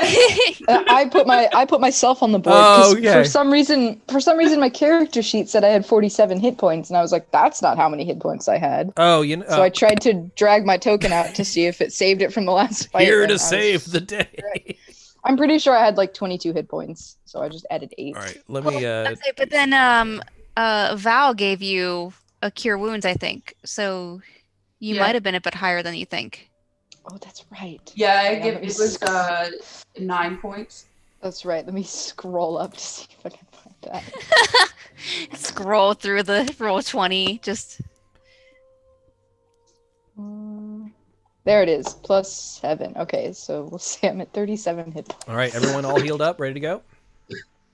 Yes. All right, so you do see figures ahead. You hear dogs barking. You hear the crow cawing. What would you like to do? Would you like to approach the figures, or? Yeah. Isn't Tira ever able to talk to us Telepathically? Yeah. Or is it only with her birds? No. So actually, I'll say that you do receive a message from Tira saying, "I found Velen, but she may not be what you expected." What is that? Cryptic. okay. Fuck Tira. Let's get there first. So as we walk closer, like, what are we seeing from a distance? Because at this point, we're just trying to save 10 towns. I don't know if we. So from the distance, you see what looks to be care. a humanoid figure, a few sleds, and some smaller figures around the sled. You also see perched on the shoulder of the figure is an owl. Okay. Oh, that's the Is owl it that an owl we talked to. recognize? I mean, can't really tell at this point. Things are a little too hectic. You'd have to kind of study its plumage. Yeah, Does it I mean, talk to us? Doesn't Just seem go to. to it. I mean, at this point, I think we're still moving forward because Yeah. the end goal is too big here. So over the sound of the wind, you hear the barking of the dogs getting louder. As you get closer through the blowing snow, you see 3 wooden sleds being pulled by canines. All of them are as big as wolves, and the figure towards you says, "Can we be of service?" And you see a slightly older human woman, and surrounding her on the other sleds are kobolds. Yay! Okay. Hey! Oh, hello. How are you? Hi, how are you doing? Yeah, How many kobolds? Please tell me 7. Is she like Snow White and the 7 4. kobolds? 6 total. I immediately drop to my knees and say, "Hi, it's nice to meet you," and offer them jerky. The kobolds? Yes. All right, so one of them goes to you, says, "Oh, hello," and then the other one's, "Oh, hello, oh, hello." Like they kind of just go down that, like the seagulls, right, from Finding Nemo, and so they're So- very excited. Everyone roll a perception check. All right. Oof. Oh. higher than a 10 on my check at some point in my life. So, oh no, I have your name wrong. I am so sorry. All your names are wrong. Yikes. Oh, it's because I did the. All your names are wrong. Names are wrong. Oh, I'm Anarissa. Yeah, I have made a mistake. Sorry, guys. I had them all set up earlier, and then we had to switch scenes so I didn't fix them. Let me fix them now, as you wait. Yeah, in whatever. I can be suspense. Ryan. Oh, Perfect. I'm here next. That's awesome. All right, you guys have to like drive to each other's houses and just switch. All right. I'm still Toro, so it's fine. I know. I was like Toro and Button are still the same. The Yeah, rest of us everything got- else is fine. All right. That's so this because is... Chris likes us. No, it's well. I Yeah, mean, yeah. oh no, I don't like you. No, it's because this is how it will fit there. All right. Now there's 2 Miranixes. Hold on, I'm getting my directions mixed up. Just like let's Miranix. see. There we go. I feel like one of us should try to talk to her. So Yeah, I'm about to. I'm waiting for Krista. All right. yeah, I I was have. to say, I was like, No, I haven't. Sarah's still wrong. Hold on. Val goes straight for all the kobolds, and it's like, hi, I'm here too. Like, This is Sarah. So okay, I think I have fixed everything. We're good. All right. So sorry about that, everybody. What was I saying? Yes. So Valtreya, as you're feeding the jerky to the different kobolds, you notice one of them picks his eye out that's hanging by a string and popping it back in his socket before going for more jerky. Toro, you notice that one of them's entire rib cage is exposed. Oh. Zombie puppies. Great. I didn't notice that with the 7, so I'm just gonna walk up to her like, "Are you after that dragon?" Well, yes. Can't do business if everyone's dead, now can we? Now, I heard you can help from your bird friend here. Yes. We probably can. What was your Toro is like he's like looking back and forth between Velen and the kobolds. What was your plan to stop the dragon? Well, I was going to shoot lots of magic at it and hopefully pull it out of the sky. I honestly don't think I'll be able to defeat it, but if the 10-towners see that I'm at least trying, maybe I can get a good discount. Not Well, my plan. that's not much different from what we would have ended up doing. Strength in numbers, eh? So I say we mount up and head on. Under my breath, and was like, "It seems like you would be doing fine if everyone was dead." Yeah.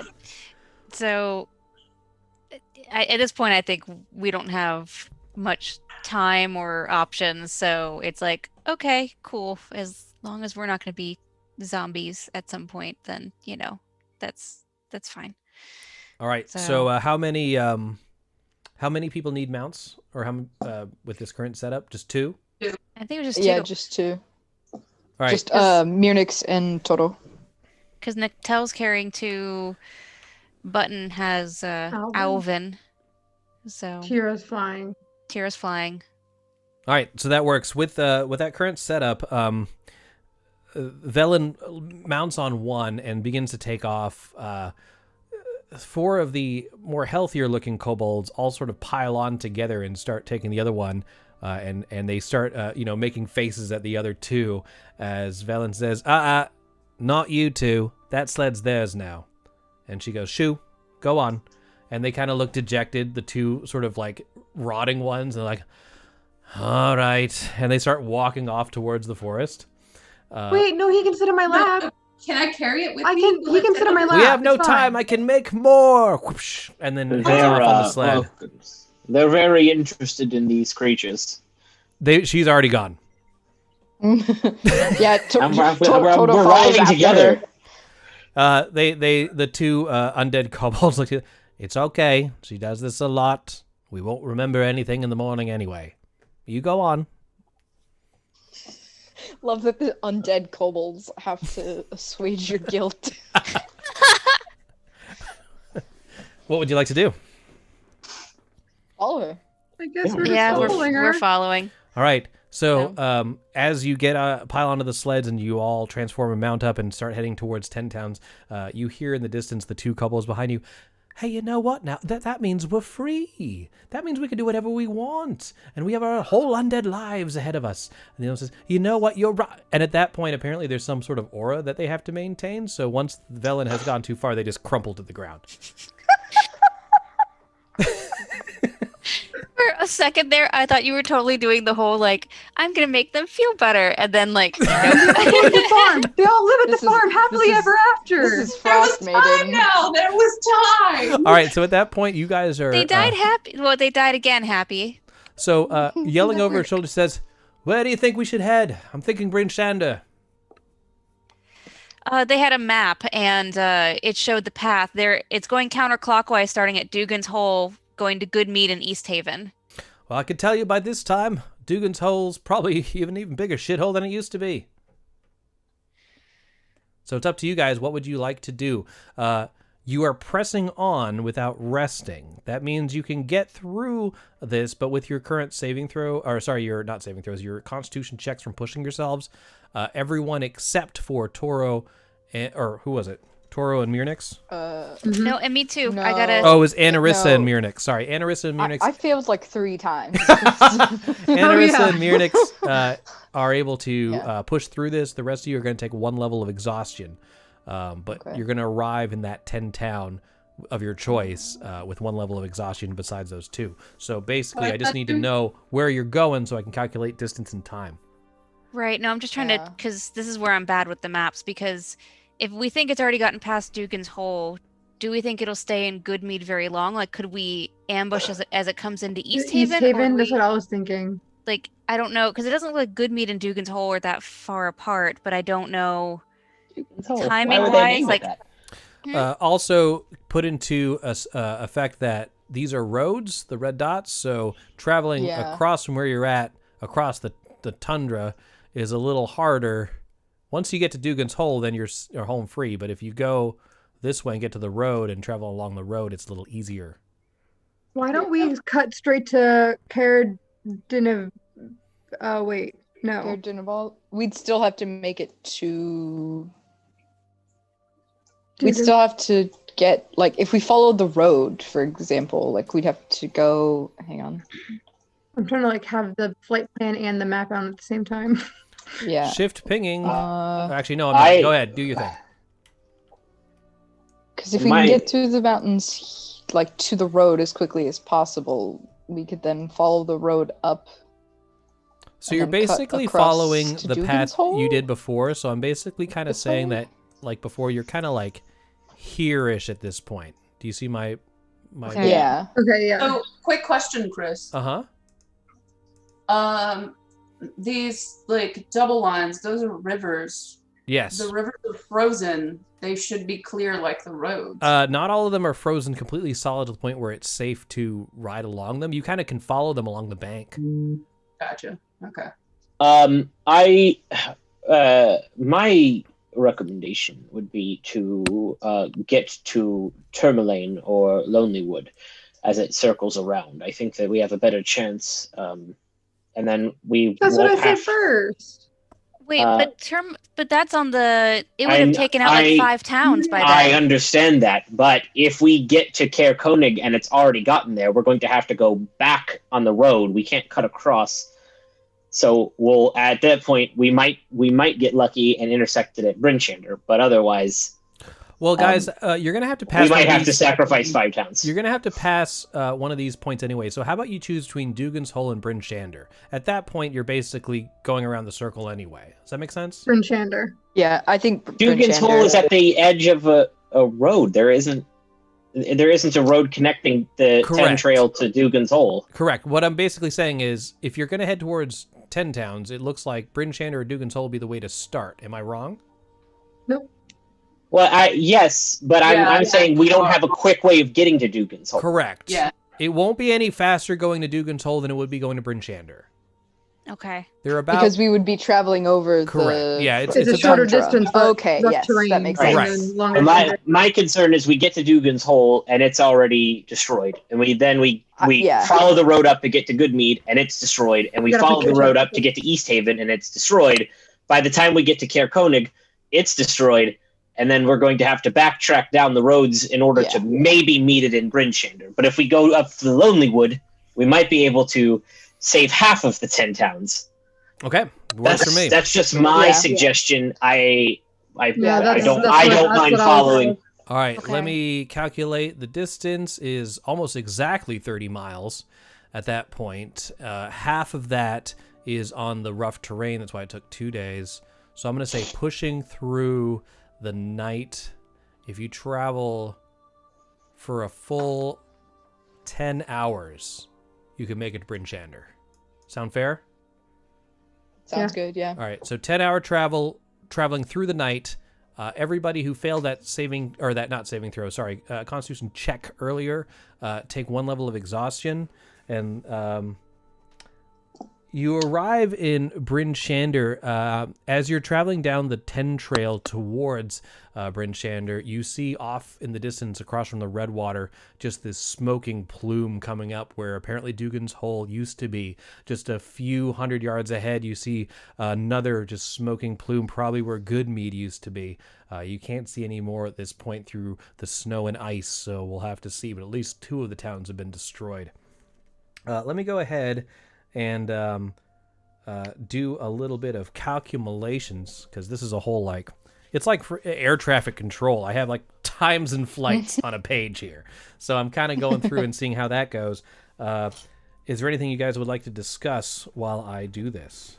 I hope so, because our listeners are watching and I'm busy, so go ahead. I'd like to discuss taking a nap. I'm exhausted. That's what I was going to ask. Can the people who are riding things, since we're traveling for 10 hours, can they get a full rest? Absolutely not, because you're not resting. You're traveling at full speed on friggin' sleds. What if we strap them down really tight? That's it's akin to being tied to the top of a minivan while driving at high speed. You can't rest. I'm speaking from experience. No. You cannot rest on horseback. You cannot rest on wolfback. You can't rest on a sled. I will go ahead and chug my greater healing then. Okay. I'm just saying, we could make it work. I could knock you out with a Benadryl. We should warn. I take a greater Benadryl. We should warn the speaker in Bryn Shander that there's a dragon coming, assuming they don't already know. 1.5 East Haven. How long does that take? Oh shit. That'll work. All right. 36. I feel like shit and I'm out of rages and this is going to stink. All right. So I know where the dragon is. and I know where you are. So you see the walls of Bryn Shander off to the distance. You're relieved to see that whatever flight plans you're able to locate seem to be true, as Bryn Shander has not been attacked by the dragon yet. The guards see you approaching, and they open the gates, urging you inside. And as you drive through on the back of these sleds, they slam the doors shut behind you, and it looks like all the guards are at positions, as if they've been alerted to what's going on. You hear them talking amongst themselves. They're like, "My family was in good mead. I heard there's no survivors, but it's too late to tell." Another one says, "There's no way to tell. You just heard about this. No one's been able to look." And then you hear more talk from the different guards saying, "I heard it's in East Haven. I heard they're under attack right now." And looking off in the horizon, you see, like, you can't see East Haven, but on the horizon you see almost what looks like a sunrise, but you realize it's just fire at this point. I'll tell the guard, I'll put my hand on his shoulder and I'll say the person who caused this was pretty adamant about keeping people alive for slavery, so there's a chance your family is okay. Roll a persuasion check.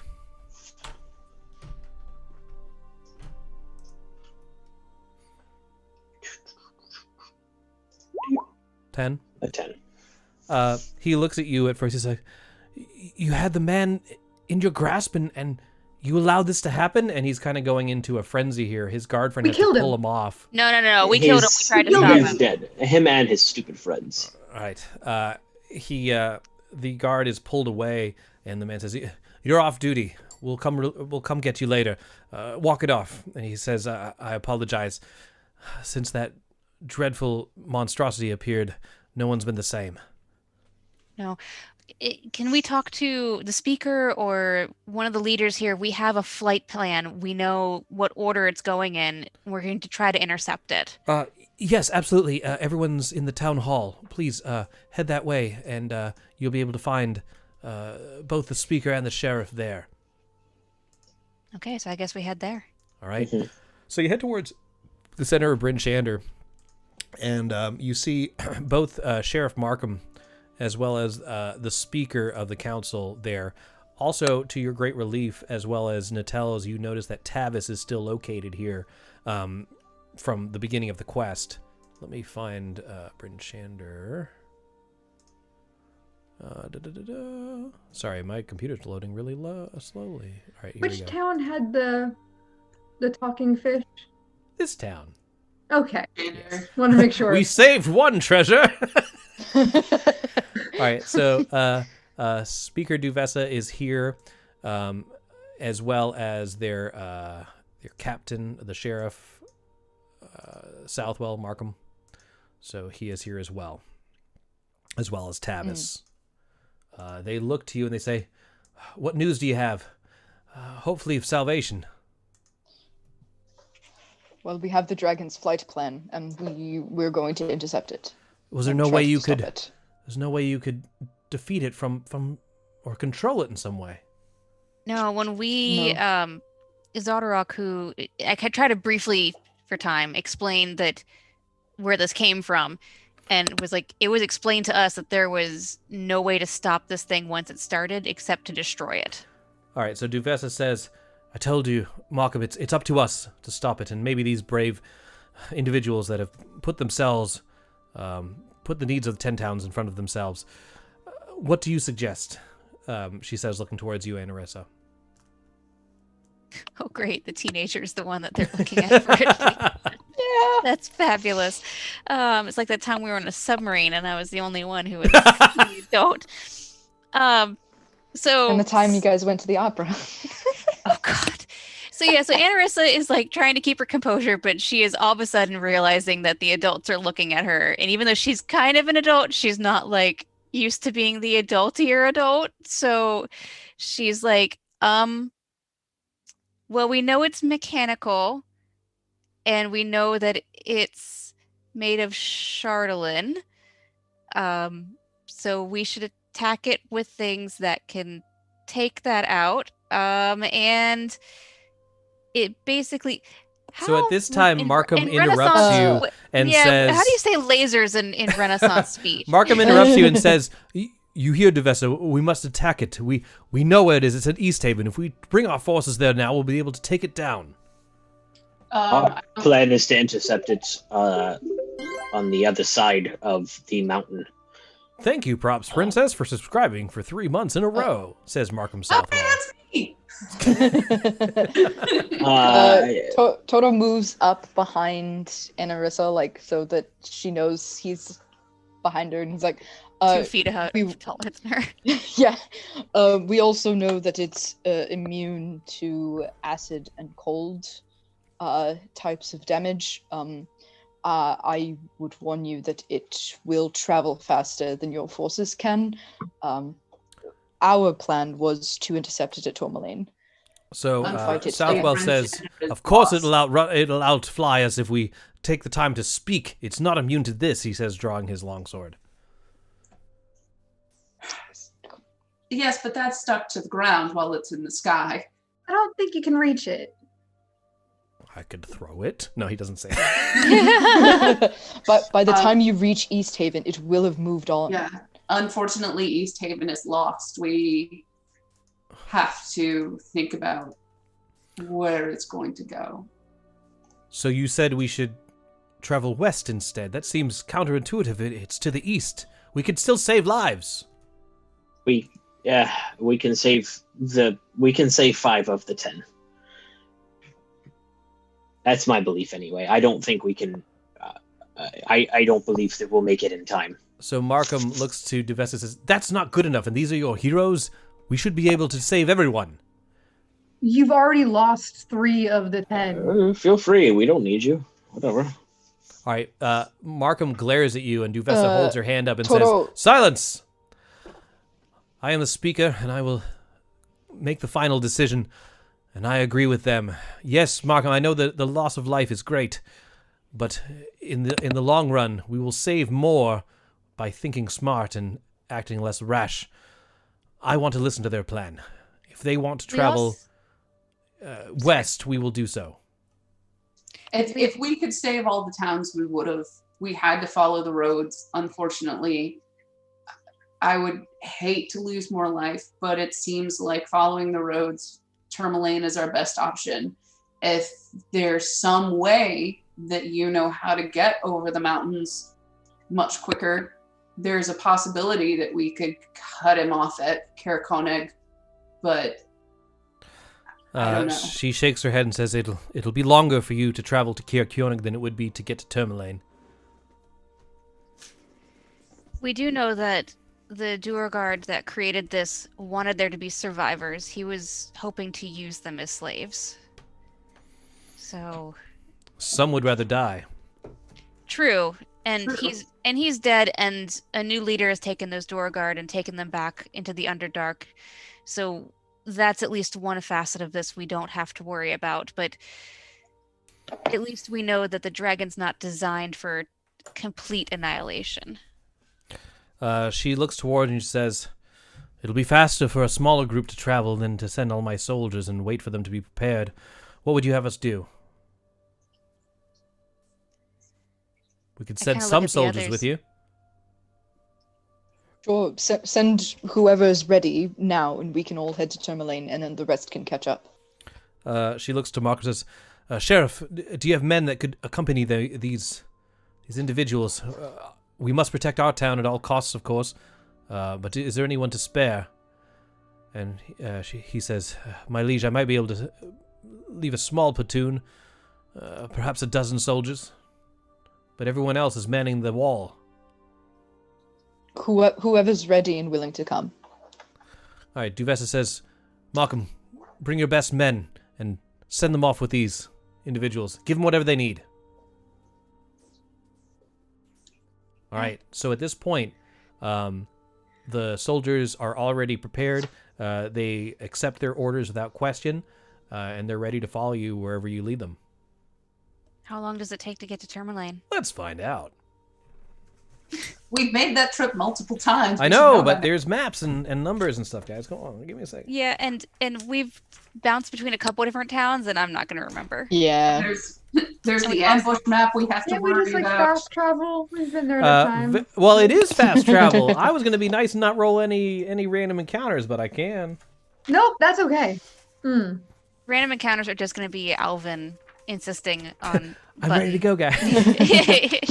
Speaking of which, as you leave the town hall, Velen looks up to you and says, "All right, you guys are going to play the heroes then, yeah?" I don't think we have much of another choice. Well, I think it's not really in my best interest unless you're paying. No, we've discussed this. If citizens see you helping us defend the towns, then they'll give you a discount. That is the thing that you mentioned earlier. I think it still applies.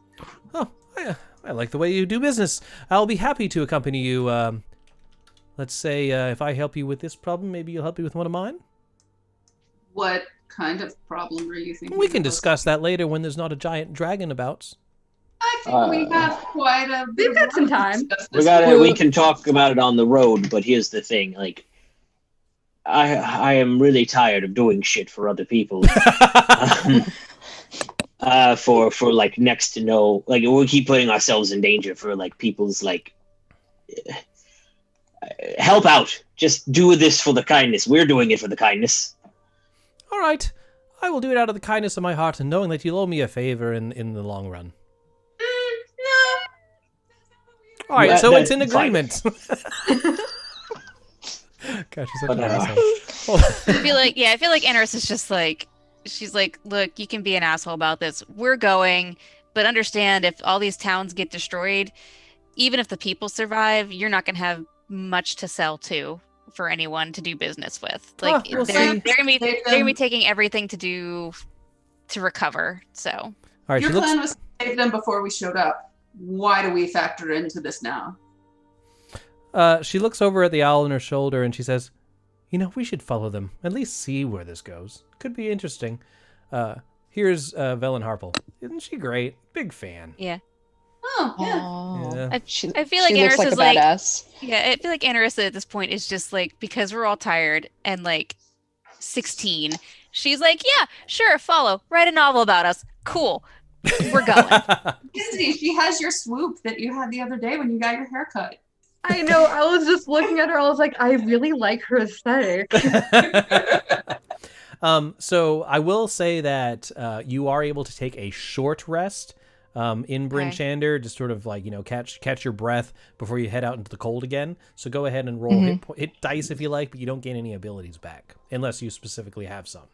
Nope. You do get some abilities back. All right. Looks like not tiefling. Bryn Shander to Targus, 2 hours. I'm not having this because of mounts, because you also have marching people with you. The guards. Yeah. I get hidden step back. Can we get rid of the level of exhaustion with a short rest or no? No, it's a long rest. Okay. Wait, how do you do the hit dice? Click on the word hit dice. And then Targus to Tourmaline. Let's find out. 4 hours. Total of 6. Total of 6. How far does the dragon go in 6 hours? Okay. I assume you're not stopping in Targos. You're just I following the so. road, basically. Am I correct? I would think we'd be heading straight there. Yeah. Okay, cool. Does like what? Is it safe to assume that all of the towns have seen the dragon and know it's coming? It seems like everyone's on high alert. Messengers have been sent out. What little that does, we're gonna hold up our pitchforks. Are you playing your campaign? Mm-hmm. Yeah. Yeah. All right, 6 hours from there. So from East Haven. Okay, I'm taking you. Let's see if you beat it there. I see you. Come All right, I'll try 1.5 plus 1. Dinnerville. That's not bad. Takes them 1 hour to destroy it. How nice. Out of hit dice, but plus I'm at 60. 1 more hour to Kira Koenig. 4.5. How long does it take him to destroy that? Half an hour. Wow. All right, and then after that, fly as a Tourmaline. To Tourmaline, it takes 2 hours. 7. And it takes you 6. You're going to arrive there within 1 hour, with 1 hour to prepare. Oh, good. All right, takes you 6, takes him 7. That sounds like plenty of time. All right. So you are dashing through the snow in multiple sleighs with a contingent of guards. And as you drive through the snow towards Tourmaline, you do see in the distance just more smoke rising over the horizon and the glow, just because it's pitch black out in the endless night, that you just see this glow coming from the east. You start going towards Tourmaline, and unlike Targos, when you pass through, it looks like they were locked down and they were trying to get whatever guards they could. Everyone was bundled up in their homes. It's sad that you realize they're barricading their doors as if that's going to do anything against a dragon. But as you travel through, you go through the town, and when you get to Tourmaline, you just see utter chaos. Everyone's just running in whatever direction. They know doom is coming, but unlike the other towns, it looks like they have no sense of what to do in the crisis. What would you like to do? This is the town that has a... is this the town that has a cavern into the Underdark? This is the town where you found you had the quest where you went to the gem mine. The gem mine is not in the town; it's on the outskirts of town. Can we send them into? This was the town with the half-orc speaker, right? The half-orc speaker, yes, you can try, but that gem mine is to the east, and they probably won't want to go in that direction. It would take a lot of persuasion. Yeah. Possible. Okay. Well. Oh, Chris, would you mind switching to the Tourmaline map, pretty please? Switch to the Tourmaline map, yes. Yeah. Sorry. Let me get it out of the archives. 1 second. Tourmaline, restore. How far to the east? It's no more than a mile, but to someone traveling on foot in full panic, that seems like a very long way. Yeah. Okay, well then they could just stay here and be burned to death. Whatever works for them. That's true. They can go in this direction to the gem mine. Hooray! Wait, you know that scene? We could send them south to Targos just to evacuate the town. But it's going there next. If we fail, can we get some of the soldiers to escort them? Well, I won't say anymore. No. Check your flight plan. I know it's not going there next. It's going, but it'll be there. Like all of these paths are in danger. If we fail, it's going to blow them all up. Well, that's what I'm saying. We could at least send them to Targos. That way, if we succeed, like, if we send them to Targos, we have at least evacuated the town. So, like, any damage the dragon does, at least there will not be civilians left in the town. Yeah, but if we fail, they're all going to die anyway, so... That's fair. Yeah, that's a good point. The dragon is going to arrive in 10 minutes of real time. Okay. I think it would be... Because then I only have 30 minutes to finish the encounter, Zach. I can't do it.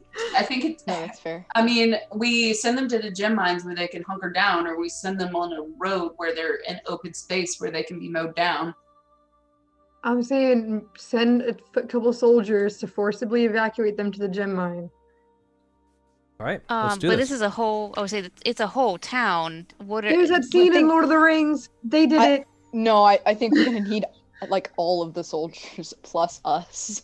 Yeah, and any soldiers left in the town to... Yeah, can we spot the gem mines also work? Yeah. Can we spot the speaker anywhere? Just out in the town? No, you just hear people screaming. You might be able to check the town hall. We might as well start there, yeah. Because really, if they got someone they trusted to tell them to evacuate and give them direction like that might make things a little bit easier. Mm-hmm. So you head towards the town hall amongst all the chaos that's going in, and as you look in, you see that the doors are just completely open, not guarded in any way, and it looks like it's been abandoned. There doesn't appear to be anyone inside. So I can use prestidigitation to shoot out like a massive shower of sparks to try and get attention to us if we feel... I'm that might saying, like, right scare now, them, feel though. like we can send people, like, get people's attention. Right, but if they're expecting a dragon, sparks might Can't you use prestidigitation to like make your voice louder? Is that a Yes, thing? I can do that as well. Well, and I can too. I can use thaumaturgy. So... Thaumaturgy, that's the one that I was thinking of. Yeah, I mean, prestidigitation lets you do it too, but... Yeah. What would you guys like Just to do? You want to do that? Yes, I think we should tell the soldiers to start at the south end of town and move north and try, like, get people to evacuate towards the All gem right, mines. Toro sends the guards to do just that. Valtreya, are you going to prestidigitate your voice? I'll prestidigitate Toro's voice. I can do that. Okay, well, it seems like Toro's Sure. outside talking to the guards. Then I will tell people that in their best interest, they should evacuate to the mines. The depth of the mines can give them safety, and it is closer than the open road to another town. All right. Your homes can't offer you I think- safety. Please move to the mines. Maybe someone intimidating could help. Tell them that tell the kobolds in there that we sent you. My intimidation is like a plus. Roll an intimidation. Let's see how it goes.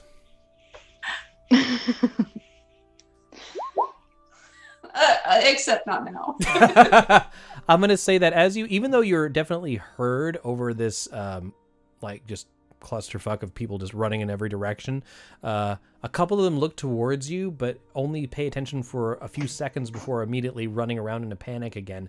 Some of them seem to be trying to, like, say, they have a plan, but it appears like no one's really listening. At that point, Anarissa, you see a figure emerge from the town hall. Is it the speaker? Looking over, you see a young woman with spectacles, and her hair is up, and she says, "Are you here to save us?" We're gonna try. Who are you? I am the speaker's assistant. Violet is my name. I'm worried we're all doomed. Oh yeah, your speaker was going crazy when we left. What can we do to help you, Violet? We know the dragon's on its way here, and we'll attack it, but we need to get people out of the path. I'm not sure what to do. As soon as the speaker left, everyone just sort of ran rampant. When did he leave? As soon as word came of the dragon. It's not like Where did him. he He go? normally was the backbone of the community, but hearing of the danger, he just fled. Well, it's too late now. What can we do to mitigate the circumstances? I mean, my plan was to lock myself up in here. It's the largest building in the town. Which means we'll get fire. It's also probably made of wood and will easily give the good kindling. Well, that's a good point. I'll hide in the straw building. Yes. We're trying to get people to move to the gem mines because it's not attacking things like that. It's attacking the structures in the town. Well, I think that's a great idea if you can persuade them to do so. Some may listen, but it looks like some are honestly taking advantage of the situation. Okay. Okay. You listen to the speaker. What can we do? You tend to know your people better than we do. Well, the speaker would normally ring the community bell and have everyone assemble, but I don't see that happening. So you ring the community bell. If you think it'll help, and there's a small bell, and she goes, ding, ding, ding, ding, ding. Okay, Can so you prestidigitate Can I that amplify it? noise? Like Yeah. reach over and amplify it. Okay, so as she goes for the second swing of the hammer inside the bell, it just gung, gung, gung, like just emanates across the entire town. And she looks at her hand like, did I do that? And at that point, some of the town folk just immediately stop what they're doing, and a slight hush falls over the crowd as if they're used to this sound, and it brings back like, oh, this means we are supposed to listen. What would you like to do? I just look at amplify Violet. her voice. Right. And as Val does that, I look at Violet and I go, they know you and they trust you. I know the speaker's not here, but if you speak with enough confidence that you're trying to protect them, they'll follow. Okay, so what I need you to do is I need Anarissa to roll a persuasion check to see if she can pump up Violet enough to lead the group out. Okay. What are the rest of you doing? I guess I'm waiting to see if people listen. If not, I'll try to like roar them safely. Well, basically, the bell has been rung, and now you have their attention. And as they're all looking at you, Anarissa kind of has Violet in like a little huddle, talking to her, trying to talk sense into her. But someone's going to need to do something with these people while this is going on. Okay. I'm just trying to figure out the order of operations. Aren't we trying to speak to them right now? Correct. Trying to get them to go and do a thing? You are trying to speak to them right now, but I need to know who of you is trying to speak to them right now, what you're saying. Isn't that what Anarissa is rolling to make this woman Anarissa do? was talking to Violet to see if she could talk her into leading the people.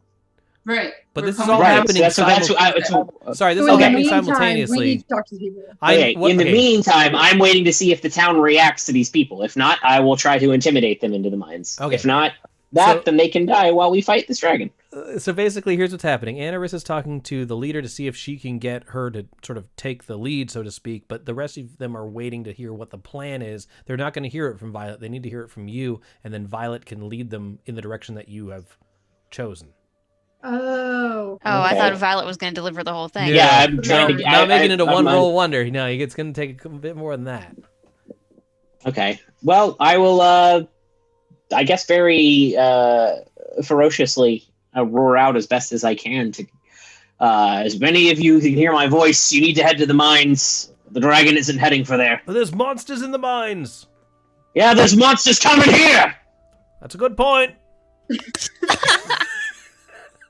We brought soldiers with us. The soldiers can go into the mines with you and protect you against the monsters. Also tell the monsters that I sent you.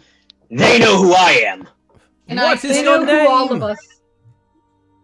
My name is Button. I don't think I ever gave it to them, though. Just tell them the big tabaxi sent you. That sounds a little more big... intimidating than Button. We'll go with that. What? The big Who said that? Which one of you said that? It could be either of us. Button, roll an intimidation check with advantage. I was going to say, can I give him an advantage? Which one of them said its Button isn't intimidating? I want to get right in his face. It was me. Okay, that's 16. It was him. I grabbed him by the scruff. Listen, you can die by my hand, the dragon's hand, or whatever's in the mine. Take your pick. I think we should go to the mine, like this Button does say. Master Button! At that point, it seems like everyone in the radius in front of you has heard you, and Violet stands up and she's like, "You're right, these are my people. I must save them. Follow me. Follow me, and the soldiers will protect you. We can get to the mine before the dragon gets here." And it looks like a good majority of the townsfolk are sort of following this exodus out towards the gem mine. Not everyone, though. There's still a few people that are either in a panic or taking advantage by looting in some way. It doesn't look great for the rest of the town, but at least you caught the majority of those who would listen. We've saved who we can at this point. You see in the distance this coming closer, this large mechanical beast glowing on the horizon. Its wings are whoosh, whoosh, and kind of just leading towards you in a loom. Its eyes are glowing. You see between its scales just this radiant glow inside of it, and it just lets out this screech, and this beam of pure radiant energy shoots out of its mouth towards the ground, leaving a trail of fire. And when we come back in exactly 1 minute, the dragon will arrive. All right, see you guys in just 1 minute. Hello, everybody. Welcome to the end of our... I'm just kidding. It's probably not the end. Of our Rime of the Frostmaiden Dungeons & Dragons campaign, where the characters have traveled to Tourmaline to hopefully put an end to Zardarok's Chardalyn dragon. Let's see how it goes, shall we?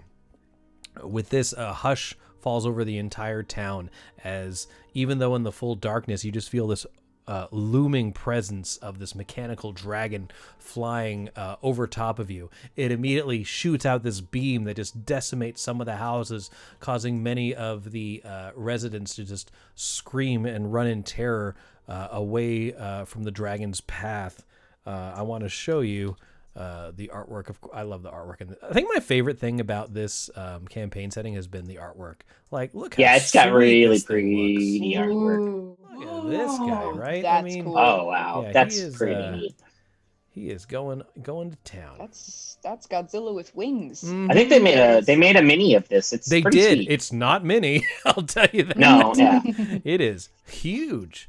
All right. So let me bring this up. And with that, guys. Oh, that Ranger's getting worked.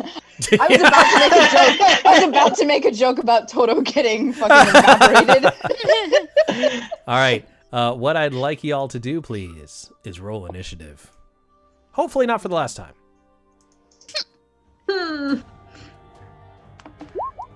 Oh, That's lovely. Oh God. Guys, one of us has to roll above a 10. Hey, Yay! all right. Hey! Talk about how we burned all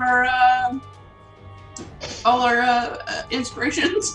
I thought it was who all but wants to one. give us an You inspiration? have one in the left. chat? There's One one. inspiration left. I'm not using it on Boom. initiative. Here we go. Okay. 4! Hey, all right. All right. All Doesn't right. matter if you roll low if the enemy rolls lower. That's We got an very true. inspiration. I got a high 9. Oh, we did. We got inspiration, you guys. I don't know who dropped us an Oh, we did? inspiration, From the but chat? Thank Yeah. you. Thank you. All right. Thank you very much. Firemail, Thank you, appreciate guys. it. You're the best. 2-2. Yes, I will be using the inspiration for this dragon. So now this dragon is closer. You said there was like a glowing center part to it. Does that look like that's something that's more exposed or No, it looks like it's fully encased in Chardalyn. nice? Yeah. Just thought I'd check now that it was closer. He is such a big guy, you might not notice it, but there are little tiny wings on him. He's technically airborne at this moment. Okay. Okay? Oh yeah, yeah. Okay. They're there. Just Yeah, he's big. mixed in with the background. Mhm. All right, so at this point, what would you like to do, Toro? Oh, fuck. I'm at the top of... I'm not at the top of the initiative. Oh no, sorry, got a I didn't 9. descend. Mirnix, my bad. I was like, there's no way I'm at the top of the initiative.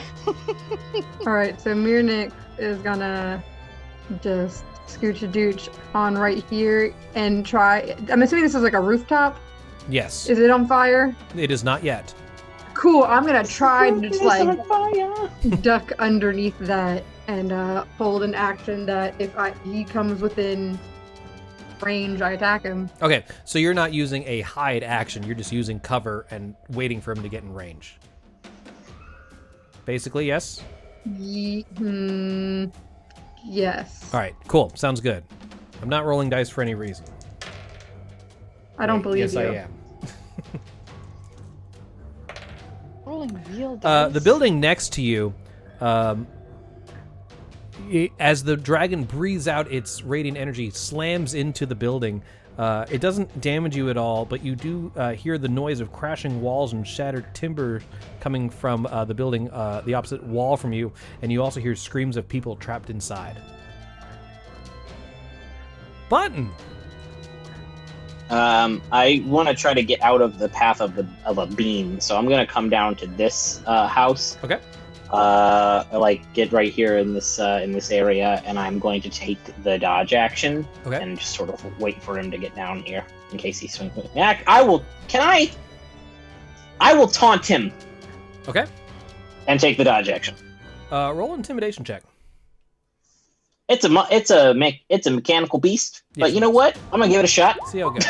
Nope, couldn't care less. Hey, you!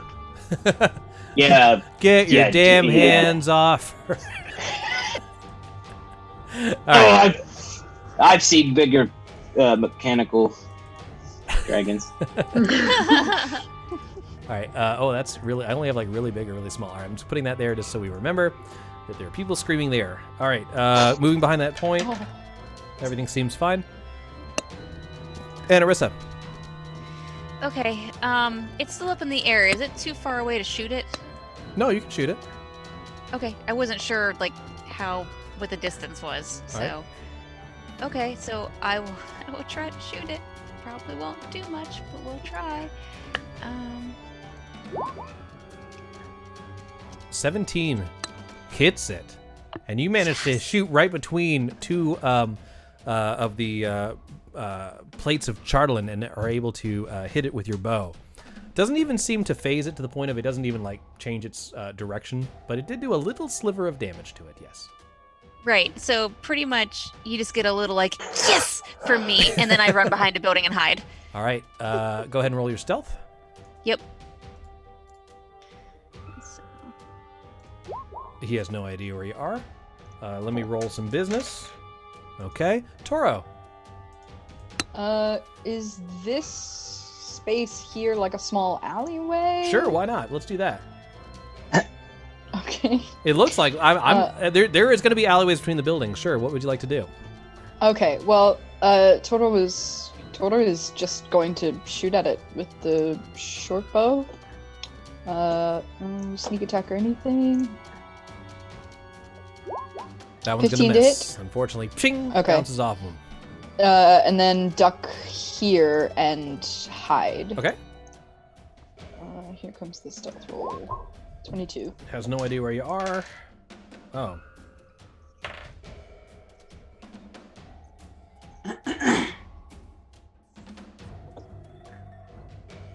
The chaos has brought out the worst in some 10-towners. About 20 feet away from you, you see two thugs in cold weather clothing beating up an old woman and stealing her food. While there's a dragon? There's a fucking dragon, y'all. Can I do anything? On your turn, like you can. Like on my next turn? Yes. Okay, alright. But they're there. They're 20 feet away. Correct. Okay. I'm just putting little notes to remind myself of things. Thanks. All right, Valtreya. Okay. Quick question on how the quickened meta magic spell goes. Because I know it like only worked if it was a cantrip. No, not necessarily. So you can quicken any kind of spell, right? But the rule limitation is you can only cast one spell a turn unless one of those is a cantrip. So you could do a full action and quicken a spell so you have a bonus action. So if I were to quicken a cantrip, would I then cast a spell? You could quicken a cantrip and... Yes, you could do that. Yes, you could do that. Okay. So my cantrip is True Strike. Sure. So if I were to quicken that, I could then, in theory, on like use your full action to cast a spell with the True Strike effect enabled. Yeah. Mm-hmm. Okay. Yep. Okay. So that's what I'm gonna do. I'm gonna quicken a True Strike. Okay. And then I am going to hit it with a Chaos. In theory, hit it with a Chaos Bolt. All right. Let me toggle to advantage. We're gonna go here.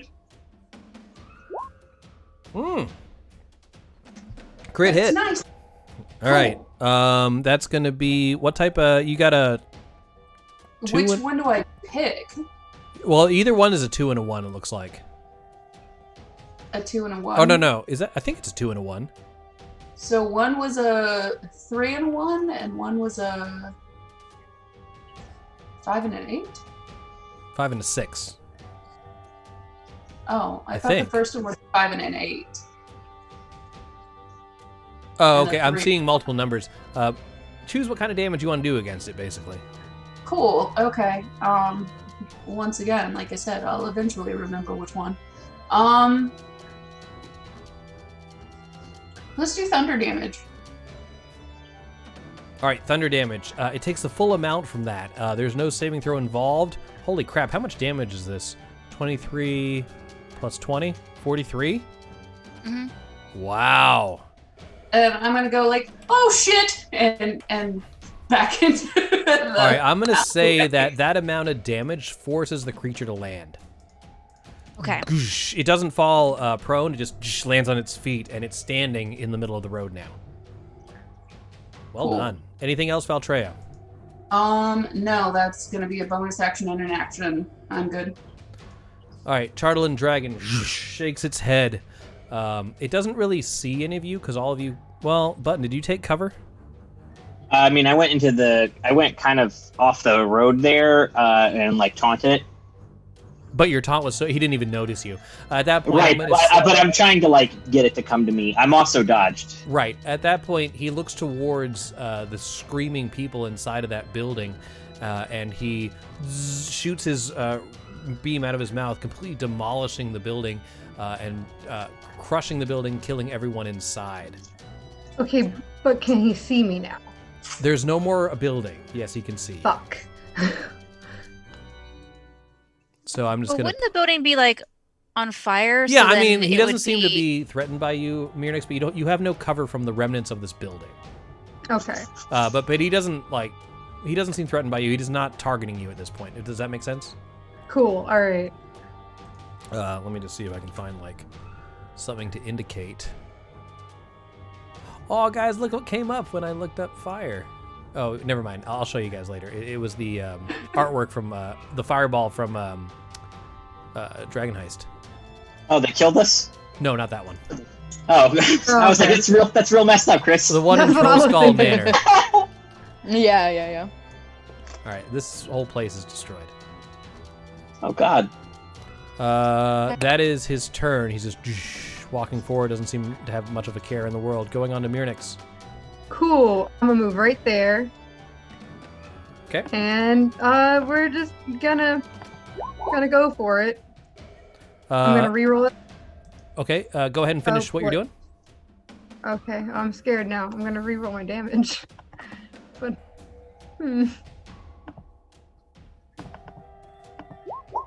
6. Do the 6. All right.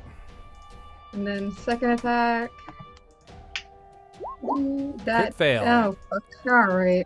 All right. Roll a wisdom saving throw. I'm not smart. Wisdom isn't smart. Oh, I'm not wise. Okay. Not either. Oh. Hey. Oh. All right. Hot damn. Everything all right. seems hunky dory, but yes, the dragon does know you're there now. Okay. If I move, he can get opportunity attack, can he? Yes, absolutely he will. Yeah.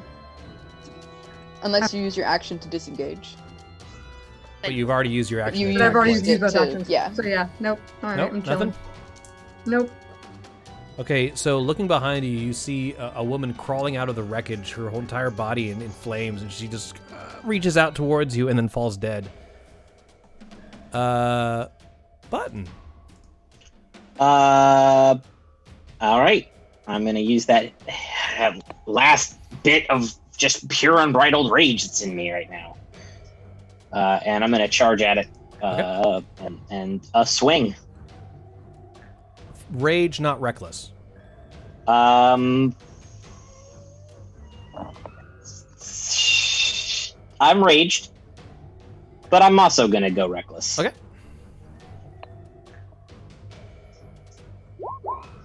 16? Nope. Okay, so 17 is Bounces the... off. 17's the armor class. 23. That'll do it. Necrotic is fine. That's 18 damage. Nice. Wisdom saving throw. Oh, okay. 8. I am raged, so if that fails, I with my Path of the Zealot, I can re-roll while raged if I fail a save. You failed to save. You failed again. Ha! Take that, sucker! Okay. So as you stab this creature, even though you feel like your blade is cutting through it, you realize there's no way you can defeat this thing.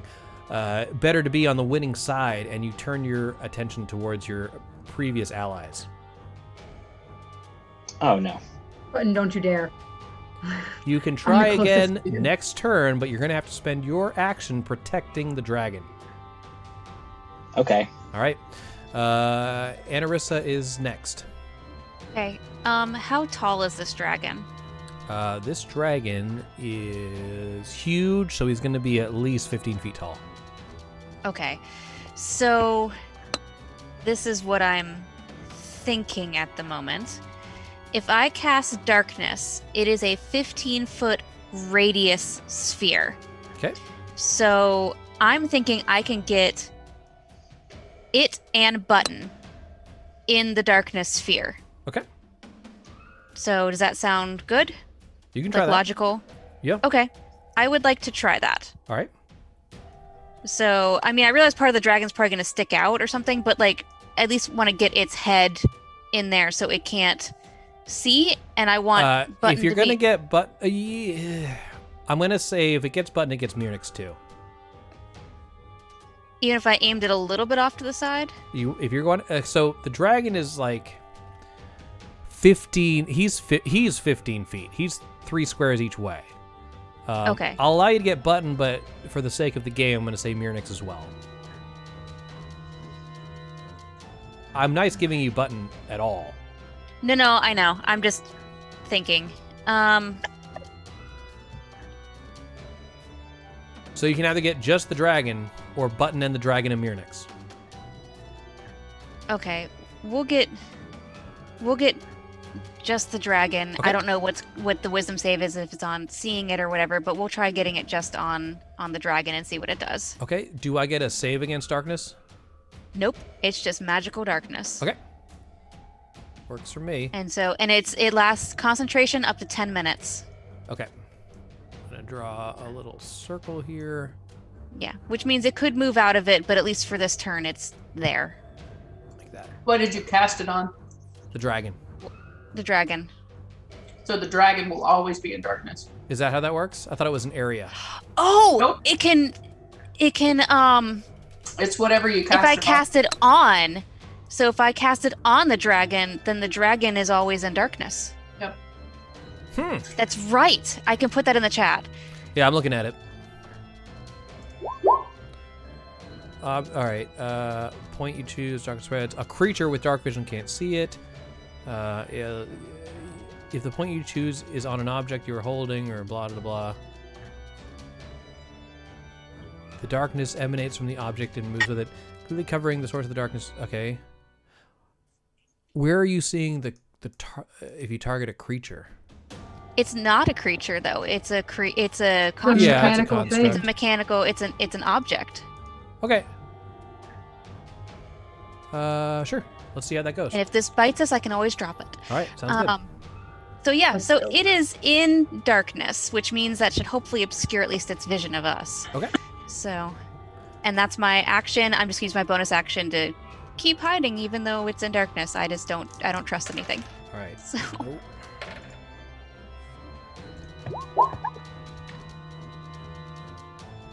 Panicked 10-towners rush past you, not to escape the dragon, but to get away from a heavily armored, gray-skinned dwarf as big as an ogre.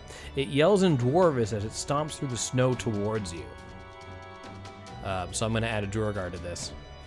Okay. 1 second. I scream, "Come at me, big boy," and lure him in the path of the dragon. I was like, can't even see the dragon at this point. It's just this orb of darkness. Yeah, it's just a bubble. Where are we at? Here we go, and Anarissa's there. Here's the Duergar. I'm going to roll his initiative. Cool.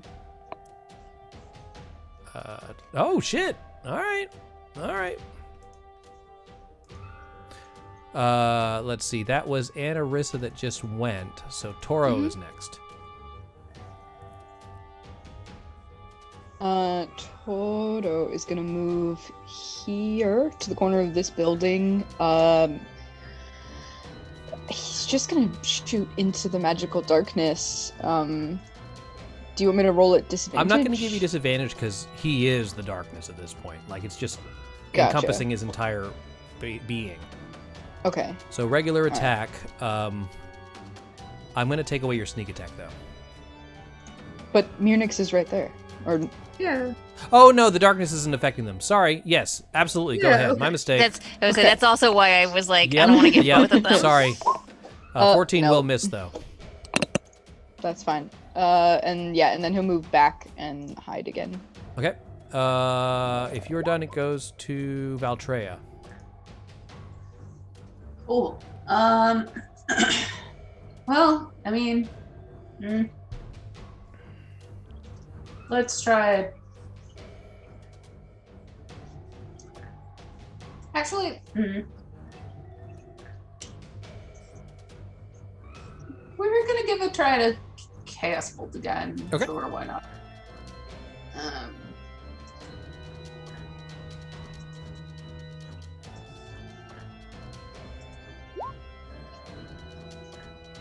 25 for, yeah, definitely hits. That's going to be 17 damage. What type of damage? So that's a 2 or 3 and a 7 and a 2? I can't ever tell when it does a higher cast what I'm choosing from. Yeah, it's a little tricky. I would say the first 2 numbers. Okay, so that would be, what was that, a 2 or a... From my looking, it's a 2 or a 1. Oh. 2 or a 1. Gotcha. Okay. What did we know that it was immune to? Cold and poison. Cool. Acid. All right, that works. That's going to be 17 damage as it starts melting away some of its Chardalyn plates. And I'm like, ee! And jump back into the alleyway again. All right. You're good? Sorry, I looked up and now I just see the cat. All right, Chardalyn Dragon. He's technically blinded at this point. Well, no, I'll let it go. He is going to attack Mirnix, but he's blinded, so he's going to have disadvantage. Mirnix, here's the first attack. He has 3 attacks. 2 claws, 1 tail. Oh, he can attack with his wings? That's badass. Anyway. No, stop reading. Stop. Claw first. First claw.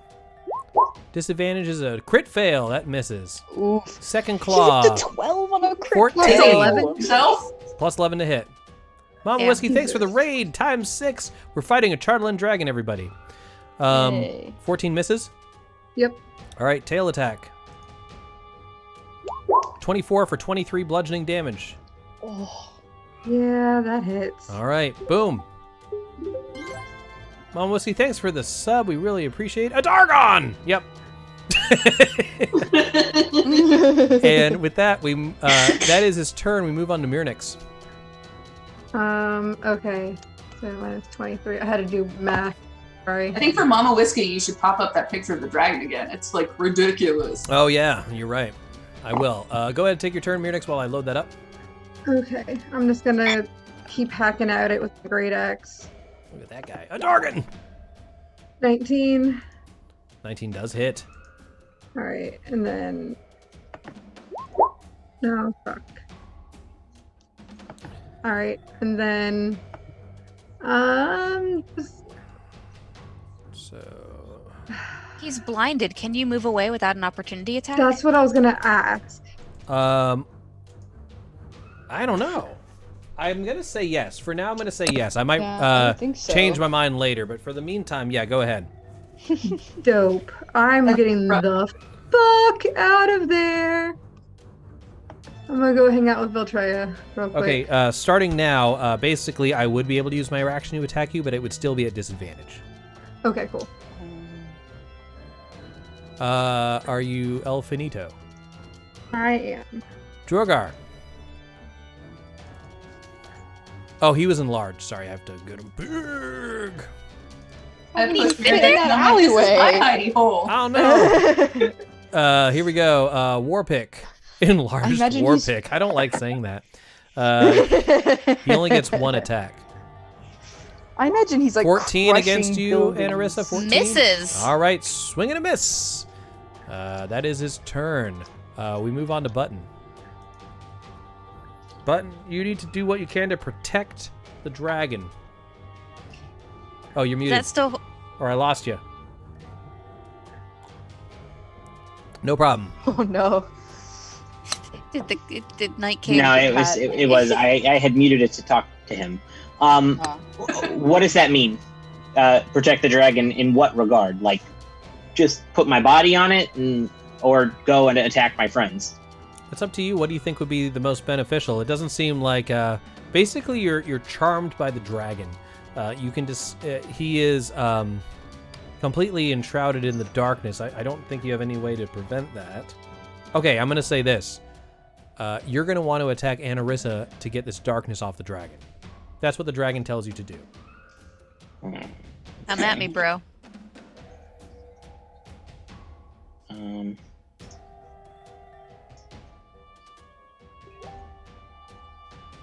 I'm not going to be able to get to Anarissa.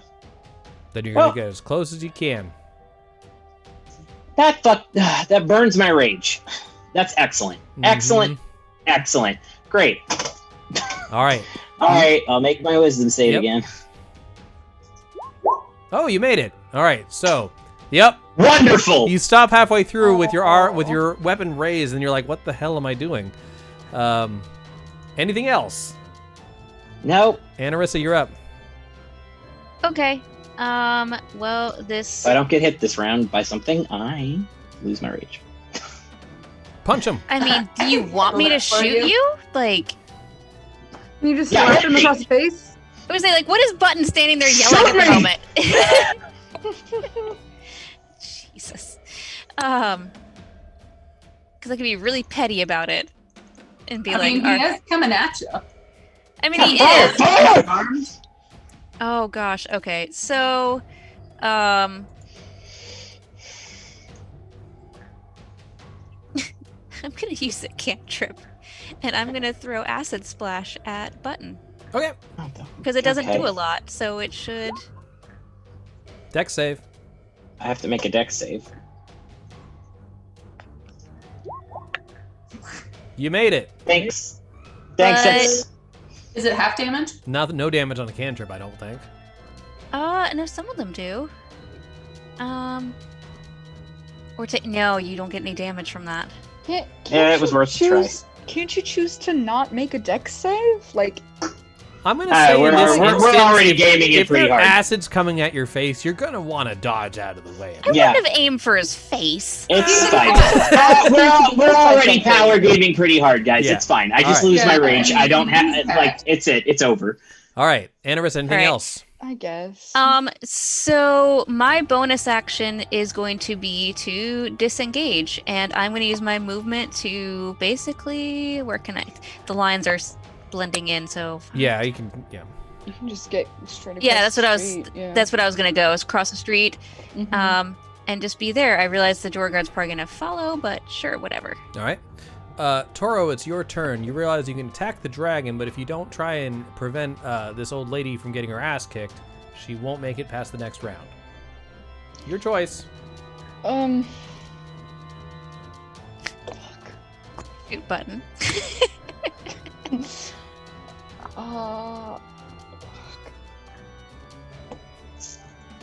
Yeah, Toto storms is like, he basically like storms in and tells the bandits to get off of her, get out of town, fuck off. Hey, you, get your damn hands off her. I roll don't an actually intimidation want check. to yell. Okay. 17. That'll do it. They see you come up fully armed, and they push the old woman off, and they run away. And she says, "Thank you for helping me. They were going to take my cookies," or something like that. Yes, no, you need to get out of town as well. You There's can still a dragon outside your house. You can still do a bonus action if you'd like. Hang on. Take 10 steps and throw I was gonna the say, no, yeah. She takes fucking 10-foot step and throws the psychic blade. Okay. 20 to hit. That'll hit. Ignore the sneak attack. It's 4 psychic damage. Is he immune to psychic? He is not. All right, here's what's happening, guys. The tiniest snitch. In this full darkness rage, he's going full siege monster. He is basically shooting a beam of energy across and just leveling the entire place. It's going to hit everybody, including the Duragar. If there is a building between you and the dragon, you have an advantage on this check. At this point, Button and Toro do not. Okay. Okay? So, a save or a check? It's going to be a save. So the dragon exhales a ray of radiant energy. Make a dexterity saving throw. Oof. Everybody make it. If you have a building in front of you, roll with advantage. Ooh, this might be the... Uh-oh. Are you about to TPK us again? Might be. Oh, no. Fuck you, Chris Palauso. No, Munich got a 20. Okay. Did everybody roll? 1, 2. Mm-hmm. I haven't rolled for the 3, 4, Duergar. 5. Yep. Dex save. Here I go. I'll be fine. Oh, okay. No, I still fail. The DC was a 16. All right. Valtreya got it. All right. Actually, yeah, you and guys Button. got it. I did not. All right. If you fail this, you take full damage. If you succeed, you take half. This is all radiant damage for any type of. And since it's a I no, wait, cannot no, believe you're level 6. I cannot believe the 2 rogues failed the dex save. 29. Oh my gosh. Okay, so I also need to because that does not kill me, but then I have to roll Oh wait. concentration. Right. Can I roll uncanny dodge, or can I use uncanny dodge? happen again? Actually, It's not an attack. No, it's an attack. If you had evasion, you'd be able to do that, but it's not till next level. well, starting at 5th level, when an attacker that you can see hits you with Yeah, an hits you attack. It's not an attack. Attack, not a It's not an save. attack. Yeah. Oh, Okay. All right. So But I just I'm take- immune to radiant and necrotic. Sweet. So you just Hey, bask in the nice. glow. You get a tan basically. okay. Right. And So I it's- take half of 29. Correct. And Constitution is the spell save, right? Constitution me to- is your spell slave. If you're taking a For save, concentration. concentration's going to be Yes. half the damage, so that's going to be 14. 14's your See what we DC. do? Okay, and is it a save or a check? It's a save. It's a Constitution It's a save. throw. Yes. Okay. Nope. Darkness is Darkness off. gone. No, not the dragon's not gone. Dragon's gone! We did it! You did it. You saved 10 pounds. All right. So does that mean the button is no longer charmed by the dragon?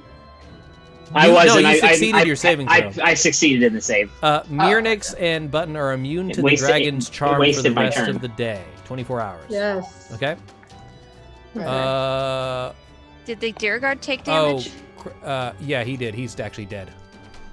Oh, nice. That's convenient. Because he failed his saving throw and he has less than that many hit points. Sorry, guys. I have to reinstitute the dragon. I think he rolled a 4, right? He did. Yeah, Yeah, because he had the bottom. Yeah, He was let the me left. just- we were cracking up just the fact that he rolled lower There we than go. us. Now we're good. Yeah. Wait, So that I was took his half turn. of the damage, right? If Yeah, you so succeed in your 14. save, yeah, 14. If Toro, go ahead. No, I just had my turn. Oh, sorry. I saved the old woman who is That's probably right. dead now. Yeah, the dragon just went. The so dragon it would just be, went. All right, sorry. It would be Mirnix's My turn. initiative got all screwed up. Wait, I didn't go. Yeah, we are now at. Okay. So Well- Toro went, and then the dragon went, and then I think that we I just think that skipped my over turn just Valtreya. got- I think my Valtreya, you turn go got- ahead, and I'll skip the dragon after you. Fair enough? Yeah. Mm-hmm. Is that building on fire? Is there still cover there? What just happened? That building is on fire. Okay. So I don't Actually, have cover that's there. going to spread. Basically, like you want to get out of this alleyway. Right. And then he kind of sweeped this way. I'm going to say this building's on fire.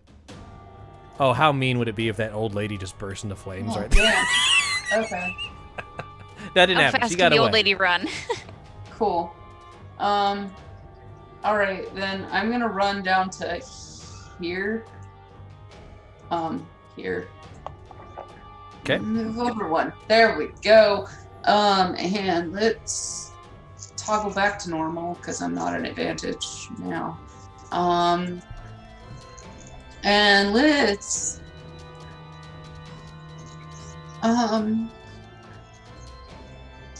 we're gonna use Scorch. No, we're gonna try this one. It's Mel's Minute Meteors. Okay. So I'm casting that at 3. All right, so it's kind of. I'll pop that in the chat.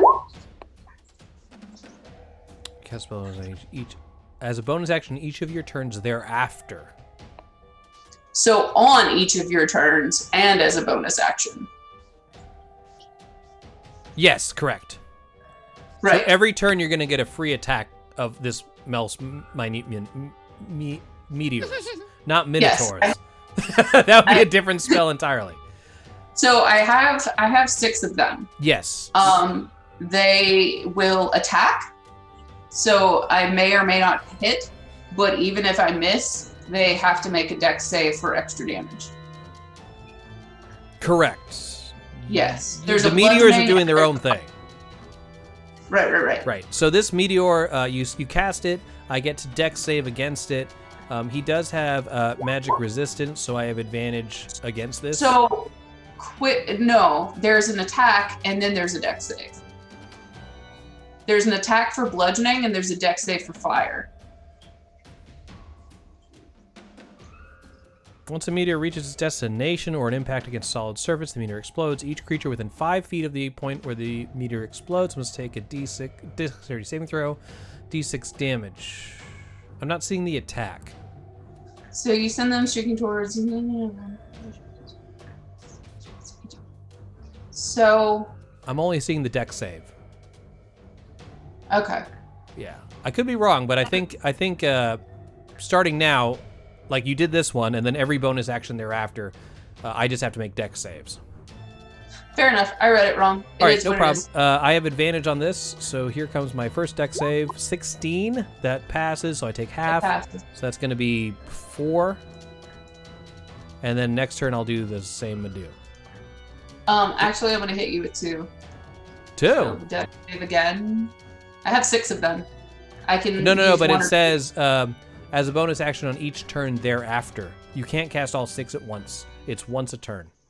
Right, I can expend 1 or 2 per round. Oh, cool. Yeah, sorry, my mistake. Go ahead. Do it again. It would be you doing a dex save again. Okay, same thing then. Unless you want me to roll for fire again. No, it's fine. I pass. I take 4 more. You have 4. That's not really as I wanted it to be. I'm sorry. They're minute meteors. No, they're minute meteors. So you get you have 4 left floating around. Yep. Sound good? Yep. Anything else? Yep. Nope, that's it. All right, dragon. Nope, you said you were skipping the dragon because you skipped Valtreya. Thank you. Mirnix, my mistake. Thanks, guys. I'm going to, as my action, I'm gonna, how far is this? It's 25, 30. Okay, I'm going to move here next to Toro. Okay. And as my action, I'm going to summon the chief of the Many Arrows tribe. Very nice. All right, let me get that dude for you. Orc. L-M-N-O-P. Orc. Got him. He's a war chief, right? Mm-hmm. And he can attack. I can use a stone to summon the spirit of an orc warrior. He appears within 30 feet of me. He uses the war chief stat block and disappears after 10 minutes or reduced to 0 hit points. Okay, where would you like him to be placed? You can just ping it and I'll put him there.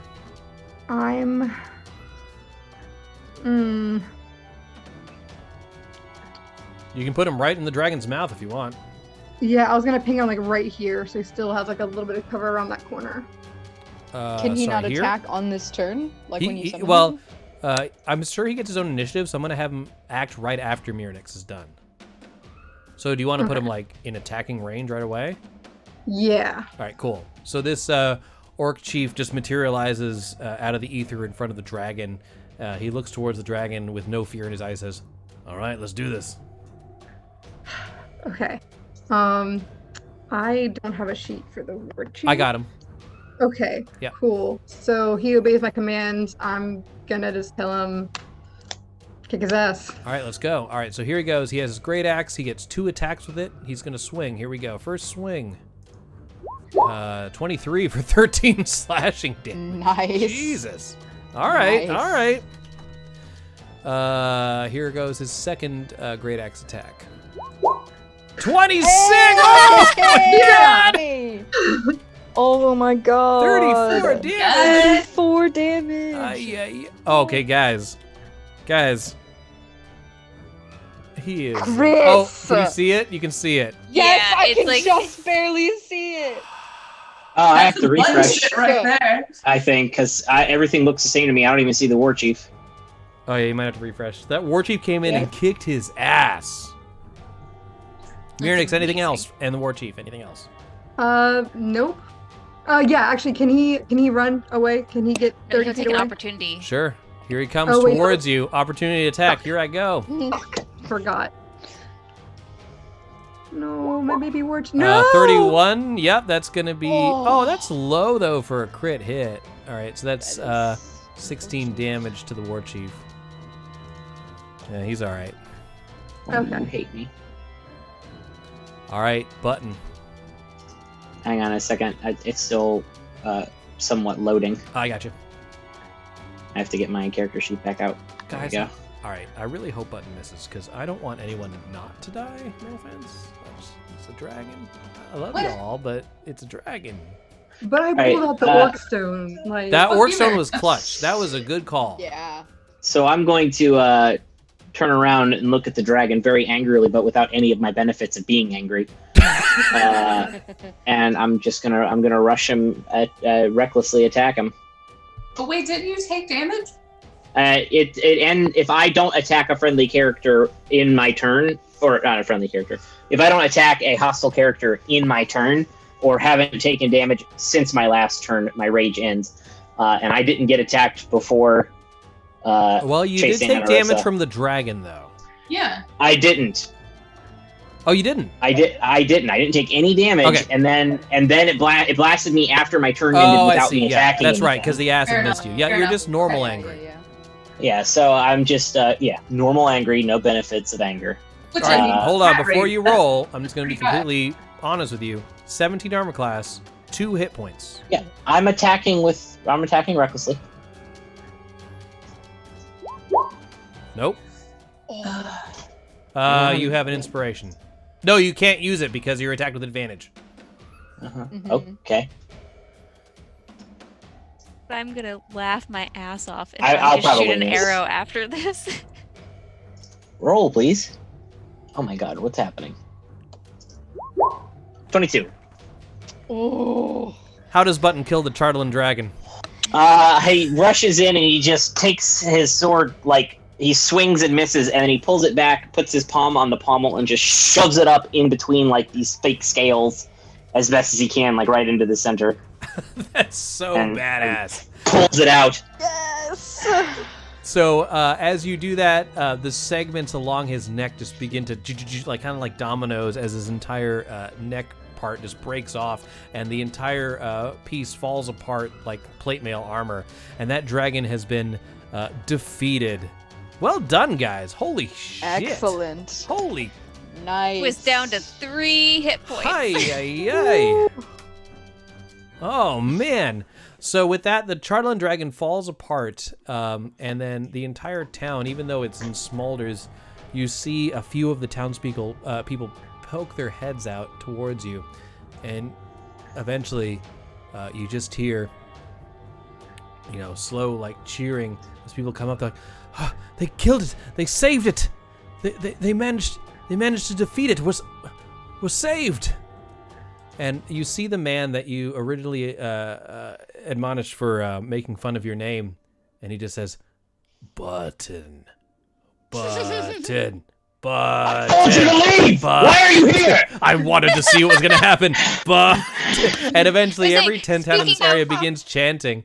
At that point, you see Velen walk across the way, apparently, having observed this whole thing, claps her hand, says, looks like you didn't need my help after all. You are much more powerful than I gave you credit for. No, I try to fight her. You want to We go? had a deal. We had a deal. We do not have time for another encounter right now, Kenzie. At that point, we're going to end our adventure at that point after defeating Zardarok, Sefik Kaltro, and the dragon. Holy shit.